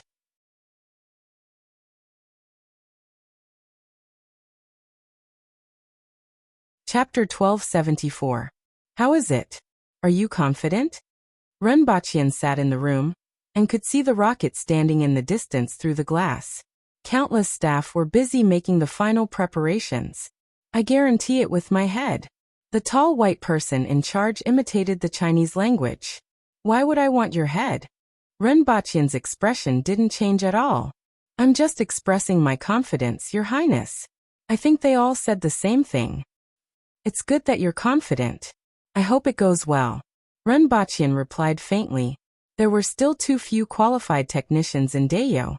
It would take at least a year to build such a rocket and satellite. Everyone at the base had to invest in it, and they also needed help from other aspects to complete it. If it failed, they would have to wait another year. Is there any problem with the orbit calculation? I guarantee it with Smith & Johnson's heads, the person in charge said confidently. If the two researchers who were responsible for calculating the orbit heard this, their faces would probably turn green. You learn pretty fast. Renbachian glanced at him. At least he learned to use someone else's head as a guarantee and shift the blame. However, before the person in charge could laugh, Renbachian continued. I asked you to sit here in this position so that you can coordinate the overall situation and keep an eye on all aspects. If there is a problem, I will only look for you. If someone is going to behead someone, it will be you. In fact, Renbachian could also watch the ascension through video from the palace, but he still wanted to see it in person. Although this was the second time, the significance was different from the last time. This time there was a satellite. This was what Renbachian valued the most at present. The value of a low-orbit satellite was too great. At the very least, it could ensure unimpeded communication and transmit video to understand the situation at the front line in time. This was something that radio stations couldn't compare to. However, this time it wasn't a communication satellite, but a reconnaissance satellite that could use optical equipment at high altitude to take pictures of the ground and transmit them back. In the case of limited functions of a single satellite, reconnaissance was obviously more important. As long as this satellite was successful, it would no longer be unknown to the 237 regions. Moreover, Renbachian had two important goals. One was to observe the Red Moon, and the other was to check on the situation of the Earth Spirit tribe. This satellite also carried 3 small detectors that would be launched to the position of the Red Moon after liftoff. Ever since he knew that the Red Moon was fake, Renbachian had always wanted to know what it was. Maybe aliens? Just like Earth and the Horned Dragon Galaxy? However, the technology of this extraterrestrial life form is slightly more advanced. I wonder how many years ago they turned this place into a testing ground. Renbachian was slightly lost in thought. If that was the case, then the joke would be too big. The result of his hard work in this world for more than 20 years was like a joke. Renbachian rejected this answer, but he couldn't help but think about it. After an unknown period of time, Renbachian was awakened by someone. Your Highness, it's about to begin. Oh. Renbachian raised his head and looked outside. He saw that the staff had already evacuated the rocket area. Are you ready? All personnel evacuated? How's Apollo's work? Renbachian asked. Apollo was the intelligent robot on the satellite. With its existence, the satellite named Sky Eye could do more things. Of course, its lifespan was also tied to this satellite. After receiving the reply, Renbachian placed his hand on the button on the table. After a moment of silence, he pressed the button with his palm. A huge water column rose and spewed out layer by layer. The loud noise of the rocket's liftoff was half blocked by the more than 500 tons of water that spewed out in 20 seconds. However, the strong vibration of the ground could still be felt.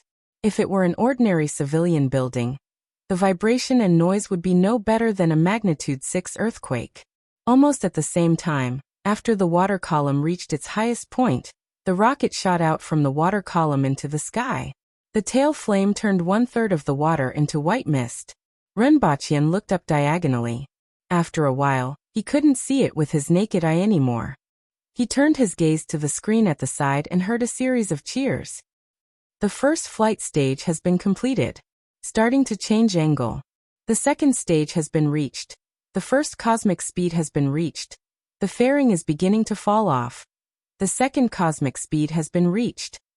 Entering orbit. For an entire hour, Renbachian crossed his arms and stared at the screen without blinking. The surrounding staff couldn't be bothered with him. They were all nervously watching the flight of the rocket. The rocket has entered orbit. The satellite is preparing to depart.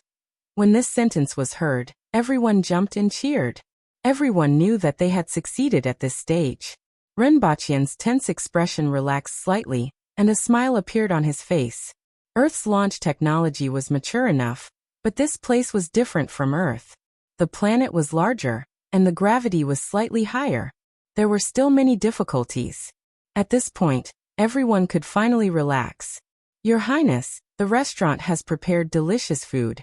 Do you want to go over or should I bring it over? Go over. When Renbachian returned after the meal, the Heavenly Eye had already contacted the launch site. At present, the satellite has entered orbit and is in good condition.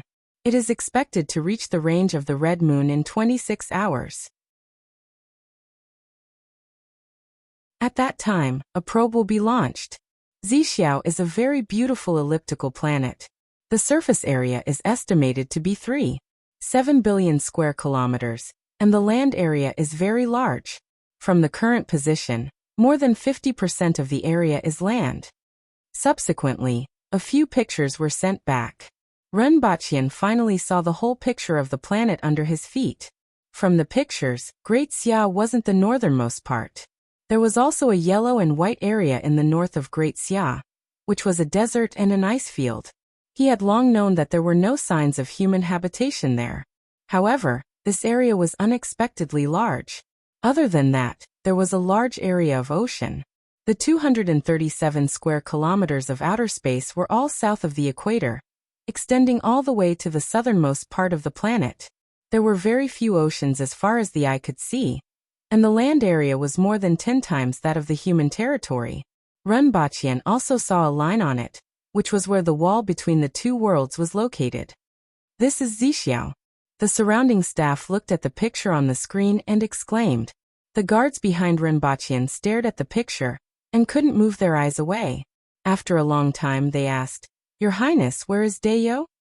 Renbachian stretched out his hand and drew a small area on the picture. It's so small. The guards were shocked. In their opinion, Dayo was already vast and boundless, but they didn't expect it to be so small. In fact, the area we control is even smaller.